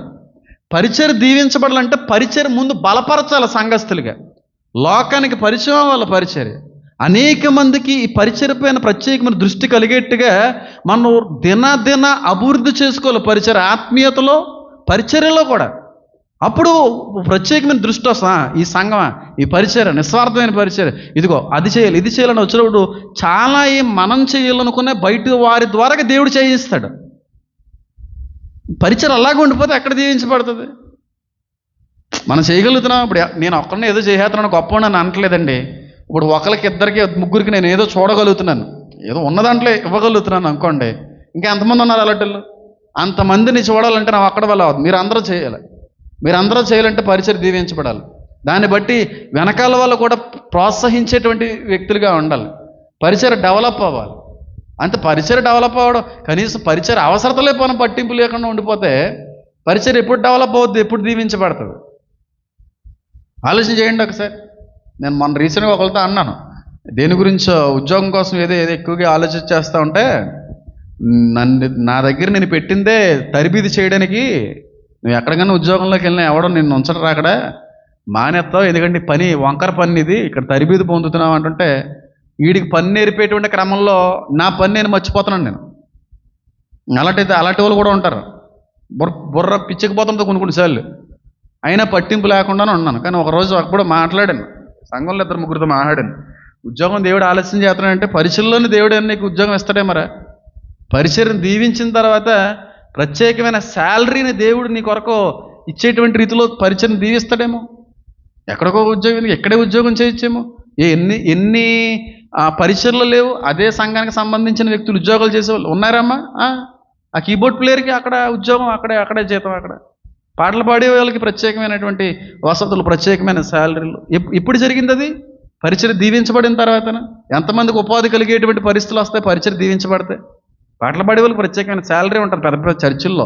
మీకు తెలుసో తెలీదో, ఆ కీబోర్డు వాయించేవాడు ఉన్నాడు అనుకోండి, ఆ ఉద్యోగం చేసుకుంటాడు, ఈ ప్రత్యేకమైన శాలరీ. ఇవన్నీ ఎప్పుడు అవుద్ది? పరిచర్య దీవించబడినప్పుడు అవుద్ది. అంతేగాని మనకు పట్టింపు, మనకు అవసరం లేదు. కుడితిలో పడిన ఎలకలాగా ఫాస్ట్గా చేసుకుంటారు అంటే కొన్నిసార్లు అవుతుంది, లేట్ అవుతుంది. అండి మనకు ఆ ఉత్సాహం ఉండాలి. ఏదైనా చేయాలన్నటువంటి తృష్ణ మనకు కలిగి ఉన్నప్పుడు దేవుడైనా చేయగలడు. మోషేకు ఉంది, వయసుతో సంబంధం లేదు, నా సంఘం బాగుండాలి, నా బిడ్డలు బాగుండాలి, నా జనాంగం బాగుండాలి అని ఆశ ఉంది. ఆశ ఉంది కాబట్టి చెయ్యి నొప్పి వచ్చినా పర్లేదని చెప్పి చెయ్యి పైకి ఎత్తుకొని ఉన్నాడు. కానీ కొంతసేపటికి చెయ్యాలని ఆశ అయితే ఉంది, కానీ శరీరం సహకరించట్లేదు. అప్పుడు ఏమైంది? పక్కన ఉన్న వ్యక్తుల యొక్క సపోర్ట్ ఉంది, అది చేయాలని ఆనింది. అంతే. సపోర్ట్ ఉండాలి సంఘం ఎప్పుడు కూడా సేవకుడికి. సంఘం యొక్క సపోర్ట్ లేకపోతే చాలా కష్టం అవుతుంది. అవి చూడాలని అన్నారు, గండి వచ్చి కొట్టేస్తే ఎగిరిపోద్దంట. మరి అలా ఉన్నాయి. కరోనా మళ్ళీ రాదని గ్యారంటీ ఉందా? మళ్ళీ వస్తుంది కదా. మరి కరోనా వ్యాక్సిన్ ఎందుకు? రెండోసారి వచ్చినప్పుడు వేయించుకోవచ్చు. అప్పుడు నొప్పి అంటావా? ఎందుకంటే రెండోసారి వచ్చినా నువ్వు ఉండవు కాబట్టి వేయించుకుంటావు. వచ్చేసింది కదా కరోనా, మళ్ళీ వచ్చేసింది, మళ్ళీ విజృంభించేస్తుందంట. బైడెన్కి వచ్చేసింది, అమెరికన్ ప్రెసిడెంట్కి వచ్చేసింది కరోనా. సెకండ్ టైం ఇంకోసారి వచ్చింది అనుకోండి, ఇప్పటికే సగం బలం అంతా పోయింది. ఇంకా ఏం ఉండదు, మనకి పిప్పి అయిపోతాం. జాగ్రత్తగా ఉండండి. మాస్కులు పెట్టుకోమని చాలామంది అంటున్నారు. కోవిడ్ ఆల్రెడీ వచ్చినా మరింత జాగ్రత్తగా ఉండాలి. కళ్ళు మూసుకోండి, ప్రార్థన చేసుకుందాం. నా దేవా, నా తండ్రి, నా ప్రభు, మీకు వందనాలు, స్తుతులు, స్తోత్రములు.